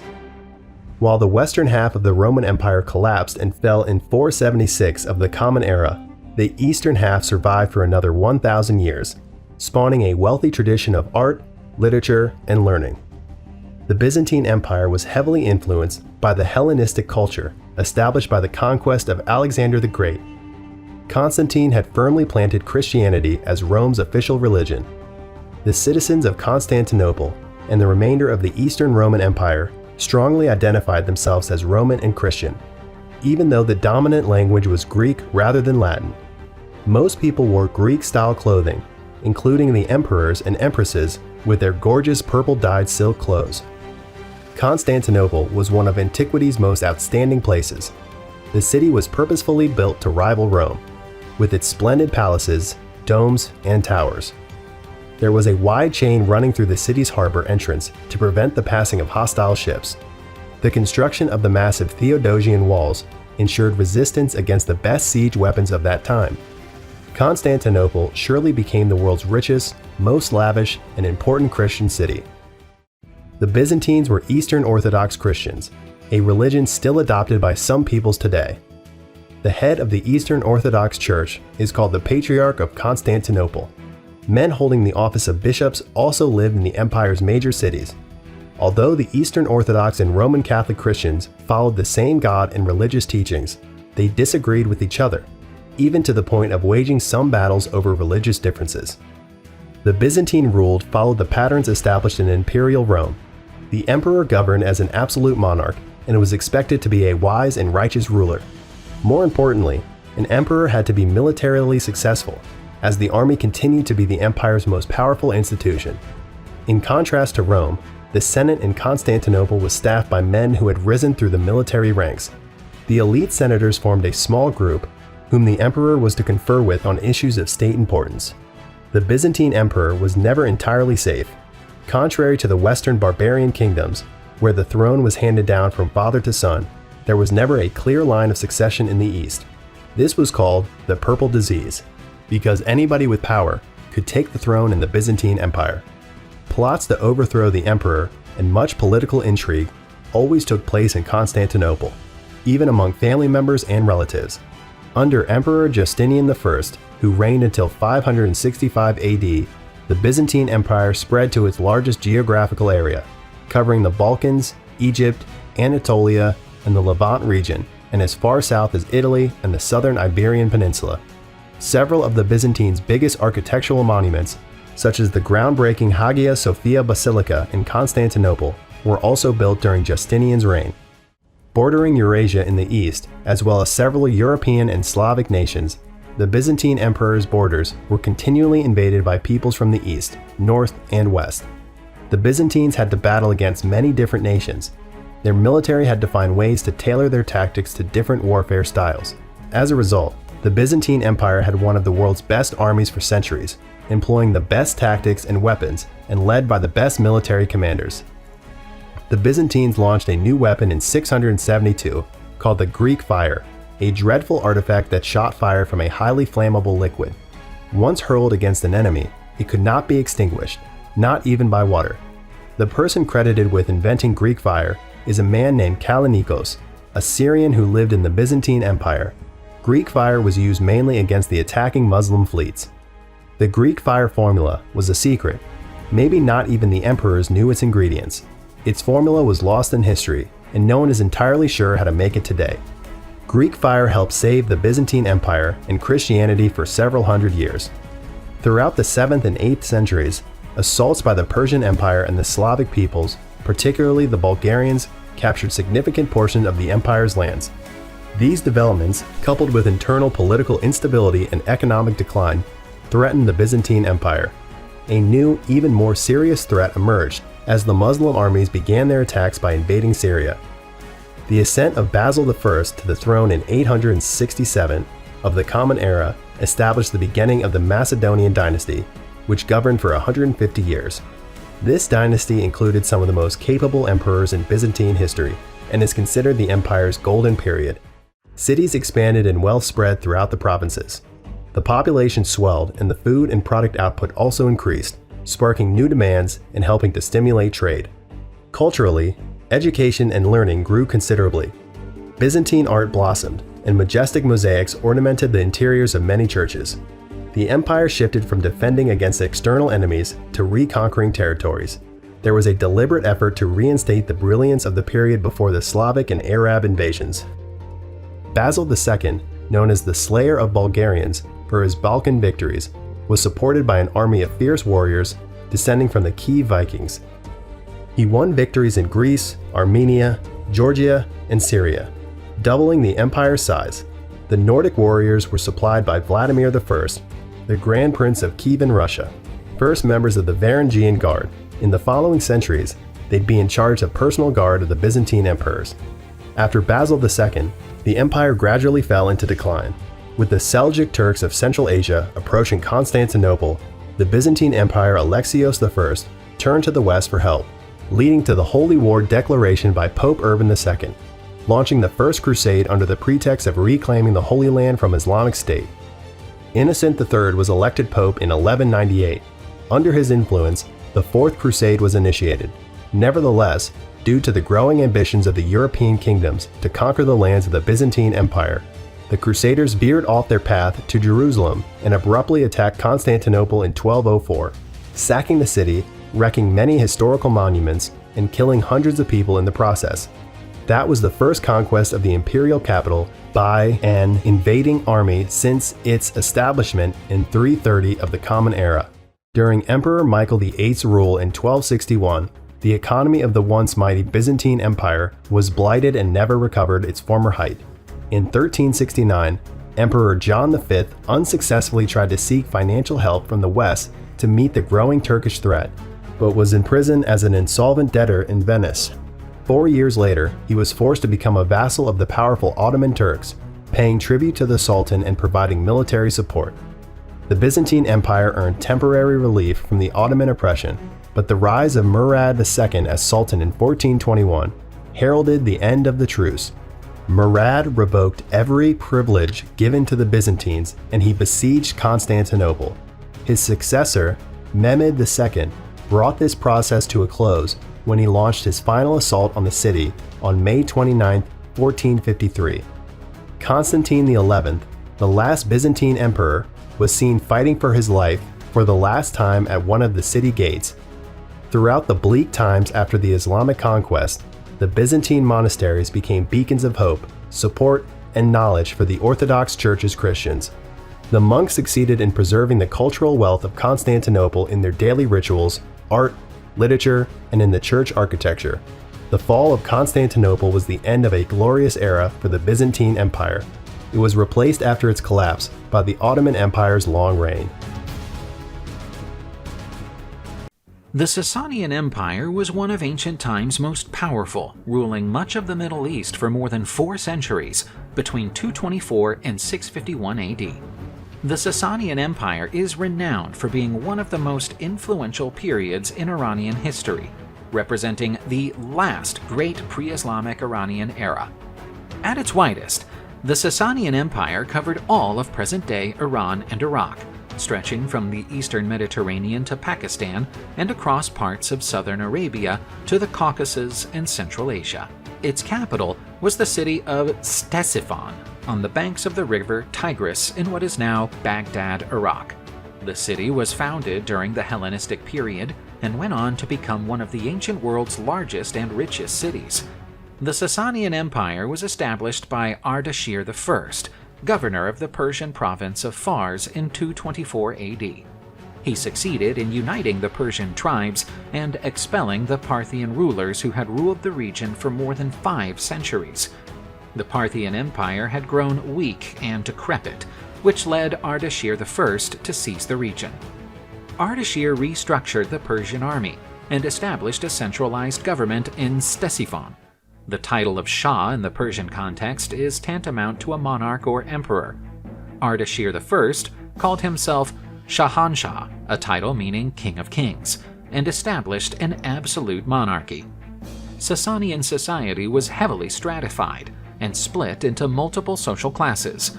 The nobility comprised royal family members, large landowners, and army officers. Peasants, artisans, and merchants formed the bulk of the population. Persian became the official language of the Sasanian Empire, but others such as Aramaic and Greek were also spoken. Sasanian art and architecture were greatly influenced by earlier Persian culture, but also absorbed elements from cultures such as Roman and Greek.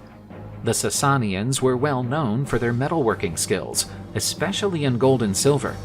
Sasanian art was distinguished by floral and animal motifs, as well as battle scenes. Sasanian architecture had a major impact on later architecture in the region. The Sasanians were renowned for their brick vaults, still seen in many mosques and ancient buildings in the Middle East. Sasanian architecture is also renowned for its pointed arches and soaring domes, both of which were built into many subsequent mosques and other religious buildings. Sasanian literature was written in Persian, with Aramaic and Greek influences. The Persian national epic, the Shahnameh, or Book of Kings, is inspired by ancient legends and tales from Persian culture, while many of the characters and themes found in the work are rooted in the Sasanian Empire. The work is considered a Persian literary masterpiece and has been a major inspiration for many poets and writers over the centuries. Zoroastrianism was the official religion of the Sasanian Empire, and it played a significant role in Sasanian life and culture. Zoroastrianism was a dualistic religion that believed in 2 opposing principles, good and evil. Religion had an important impact on the empire's politics and administration, and Zoroastrian priests were in charge of many of the government's administrative chores. The Sasanian Empire competed with the Roman Empire right from the start. Both disputed control of Mesopotamia and Armenia, leading to several wars between the 2 empires. The wars were mainly focused on the Euphrates border, modern Syria and Iraq, as well as the Caucasus. The Roman-Sasanian War, waged between 252 and 261, ended in the defeat of the Roman Emperor Valerian during the Battle of Edessa, when the Roman army was defeated by the Sasanian army, headed by the Emperor Shapur I. Valerian was the only known Roman emperor to have been taken prisoner by a foreign enemy. The capture of a Roman emperor was an enormously meaningful event and a major blow to Rome's dignity and morale. Different historical sources describe Valerian's fate as a prisoner. Some suggest that he was treated with respect, while others depict more humiliating treatment. The darkest stories recount that Valerian was used as a human stepping stone for Shapur I to mount his horse, until he finally came to peace the day he died. These tales of cruel treatment, however, are disputed by modern historians. The other major conflict was the Sasanian-Roman War, dating from 337 to 363. The conflict started shortly after Constans I died and his sons took control of the Roman Empire. This clash included some of the largest battles of late antiquity and ended with the death of the Roman Emperor Julian in battle. He had taken charge of a campaign aimed at recovering lands that had been lost to the Sasanians in previous clashes. Upon Julian's death, Jovian, in a desperate situation, took over command. He signed a humiliating peace treaty with Shapur II, the Sasanian king, to ensure a safe retreat for his troops. According to the treaty's terms, the Romans agreed to cede a significant amount of territory, including the major cities of Nisibis and Singara, as well as the provinces of Arzanene and Kordun. War and its aftermath had major implications for both empires. It revealed weaknesses in the Romans' military command and organization. Conversely, the war solidified the Sasanian Empire's reputation as a major regional power. The Roman-Sasanian War between 602 and 628, also known as the last great battle between the Byzantine and Sasanian empires, was one of the longest and most destructive conflicts in ancient history. It began with the Sasanian invasion of the Byzantine Empire in 602 and went on for almost 3 decades. At the outset, the Sasanians, commanded by Shah Khosrow II, achieved significant success. They captured several important Byzantine cities and provinces, such as Syria, Palestine, Egypt, and parts of Anatolia. In 614, the Sasanians captured Jerusalem, taking the most important Christian relic, the Holy Cross, to Persia. But the war started to shift with Heraclius' ascension to the Byzantine throne in 610. He spent several years reorganizing his army and building up his position before mounting a counteroffensive in 622. His campaigns were remarkable for using guerrilla tactics and a new scorched earth approach to deprive the enemy of resources. Heraclius marched into the heart of Sasanian territory in 627 and defeated a Persian army at the Battle of Nineveh. He eventually marched to Ctesiphon, the Sasanian capital. In 628, Khosrow II was toppled in a coup led by his own son Kavad II, who immediately pursued peace with the Byzantines.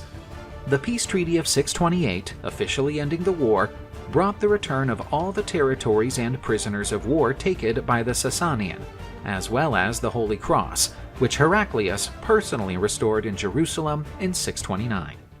The war was devastating for both empires, making them depleted and vulnerable to the rise of Islam. Barely 6 years after the war ended, the Muslim forces began to invade both the Byzantine and Sasanian empires in 634, both of which were unable to resist effectively. The Sasanian Empire was left precariously balanced, its resources depleted and its population exhausted. Confrontation with the Roman Empire left the Sasanian Empire susceptible to attacks from other groups, such as the Arab Muslims, who would ultimately overthrow the empire. The Sasanian were defeated by the Muslims at the Battle of Al-Qadisiyah in 636. In 637, the Muslim Arabs conquered the Zoroastrian holy city of Ctesiphon, capital of the Sasanian Empire. The defeat sustained at the Battle of Nahavand in 642 ended the empire.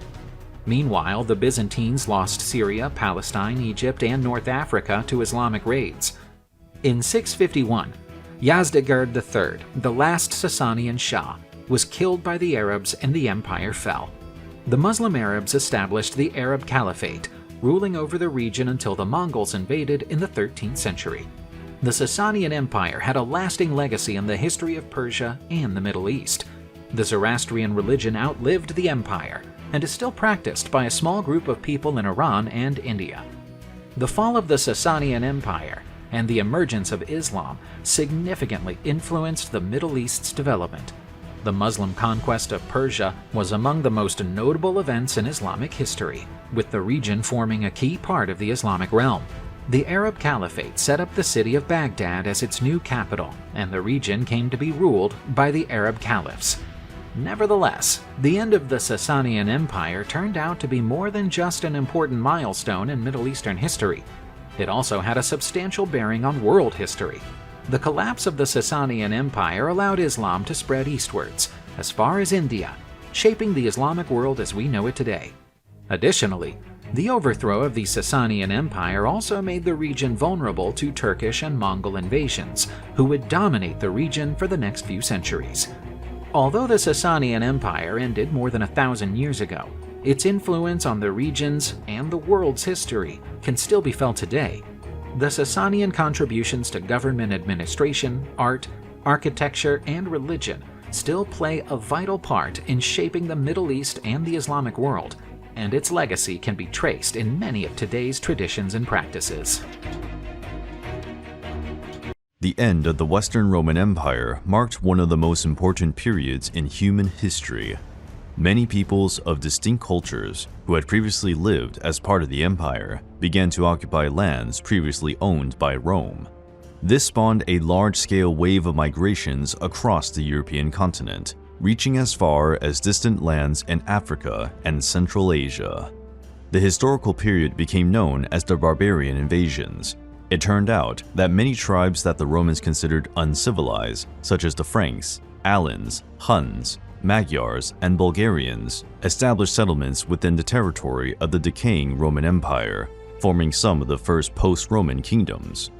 Among the most important tribes of this migratory period were the Goths, Visigoths, and Ostrogoths, Germanic peoples who had enormous influence on the early medieval European period. The first written documents mentioning the Goths date back to the 1st century AD. Some mentioned that this people had migrated from Scandinavia to the ancient region of Germania and territories near the Black Sea. Another theory suggests that the Goths originated in eastern Pomerania, Poland, and at some point they moved to lands further south. The Roman historian Tacitus, who first encountered the Goths in Germany, described them as a cohesive race composed of Germanic peoples, native to their land, and fierce fighters. After taking up land in the steppes of the ancient region of Scythia, the Goths quickly adopted several nomadic customs from the Sarmatians. They excelled in the art of horsemanship, archery, and falconry, but preferred to create permanent settlements rather than migrate from one region to another, and became excellent farmers and sailors. According to ancient sources, the Goths were always described as tall, athletic people with light hair and light eyes and a serious, haughty demeanor. In general, the Goths spoke a German dialect known as the Gothic language. They had different customs that gave rise to the Gothic culture, characterized by the making of beautiful jewelry, paintings, and ceramics in a style greatly influenced by Greek and Roman craftsmen. Despite the suggestive name, Gothic architecture, so present in castles, churches, and ancient cathedrals in the Middle Ages, had little direct influence from the Goths. However, Gothic Christianity, whose main doctrine was Arianism, clearly influenced the religious beliefs of medieval Europe. Some documents mention that, as early as 240 AD, the Goths were often conscripted into the Roman army to fight in Roman-Persian conflicts, in particular the Battle of Mysici in 244. As time went on, the Goths became numerous and began to wage war against other peoples, such as Sarmatians, Gepids, and Burgundians, while also attacking and sacking many Roman cities. In the last decades of the 3rd century, many people fled to the Dacia region of the Roman Empire, probably driven out by the Goths. To contain the Goth invasions, the Roman Emperor Constantine I helped the Sarmatians settle on the northern banks of the Danube River to fend off attacks from the Goths, reinforcing the Roman frontier. Between 335 and 336, Constantine carried out military campaigns on the Danube, defeating many Gothic tribes. Contemporary Roman sources refer to the Goths not so much as humans, but as dangerous plagues. After driving the Romans from much of the European continent, the Goths ruled a large swath of territory, from present-day Germany to the Danube and Don rivers in Eastern Europe, plus the Black Sea in the south and the Baltic Sea in the north. However, the mighty Goths had enemies to match them, such as the fearsome Huns. Around the year 375, the Huns invaded the territory of the Goths. Although they bravely resisted, the Goths were pushed into lands still under Roman rule. Trying to find refuge, some Gothic tribes fled to the Eastern Roman Empire, where they received help from Emperor Flavius Julius Valens in 376. But, because of the Goths' history of violence and looting, the Romans decided to take cruel revenge, imposing high taxes and shameful living conditions on the refugees. Soon after, they began to starve, and some had to sell their children to Roman slave traders in exchange for dog meat as food. Enraged by these living conditions, the leader of the Gothic refugees, Fritigern, sparked a full-scale rebellion in Thrace, where not only Gothic refugees and slaves, but also disgruntled Roman workers and peasants joined in. The subsequent conflict became known as the Gothic War and lasted several years.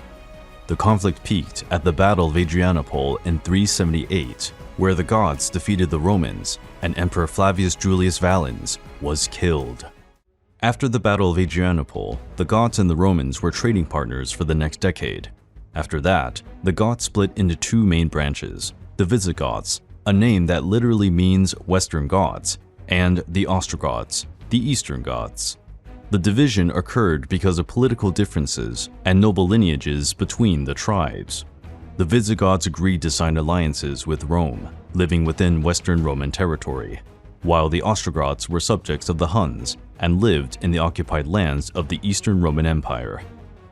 Around 395, the first king of the Visigoths emerged, Alaric I, a promising Gothic warrior who had served in the Roman army under Emperor Theodosius I. Alaric was one of the few survivors of the terrible Battle of Frigidus, where he fought in the service of Emperor Theodosius. 10,000 Goths and members of other barbarian tribes died in that clash. This episode, coupled with the disregard the Romans showed for Goth warriors fallen in battle, enraged Alaric against Rome. Alaric invaded Italy in 402 and 407, leading raids and pillaging Roman cities. But he was twice defeated in battle and was forced to retreat. Finally, in 410, Alaric commanded a successful siege against Rome, which was overrun and plundered. Although the riches of the city were looted, the civilians of Rome were treated humanely and only a few buildings were burned. Alaric also freed tens of thousands of Gothic slaves and incorporated them into his army. With the defeat of the main European rivals for power, Alaric and the Visigoths established a kingdom in the region of Gaul, present-day France. At first, it was a peripheral nation of the Roman Empire, before they expanded their territory to include areas known as Spain and Portugal on the Iberian Peninsula, forming the Visigothic kingdom that lasted until 711, when it was conquered by North African Moorish invaders from the Umayyad Caliphate. While the Visigoths gathered under the leadership of Alaric I, the Ostrogoths strengthened in the Balkan region under Theodoric the Great, ruler of the Ostrogothic kingdom and patrician of the Eastern Roman Empire. As a child, Theodoric was taken hostage to Constantinople, where he lived out his formative years and received an Eastern Roman education. Providing services to Emperor Flavius Zeno, Theodoric carried out military campaigns against the Sarmatians and competed to increase his influence among his fellow Goths in the Balkans. Emperor Zeno gave him the position of commander of the Eastern Roman forces, and in 484 he was appointed consul. But Theodoric disliked the Romans and lived in constant hostility against the emperor. To make the Ostrogoths independent, Theodoric invaded and conquered all of Italy, killing with his own hands King Odoacer of the Visigoths. Beginning in 511, Theodoric united and ruled the Visigoth and Ostrogothic kingdoms, forming an empire that lasted until his death in 526. Although Theodoric used only the title king, some scholars describe him as a Western Roman emperor, referred to by the title Augustus by some of his contemporary subjects. As the new ruler of Italy, Theodoric maintained Roman legal administration and scholarly culture, promoting a major program of public buildings in Italy.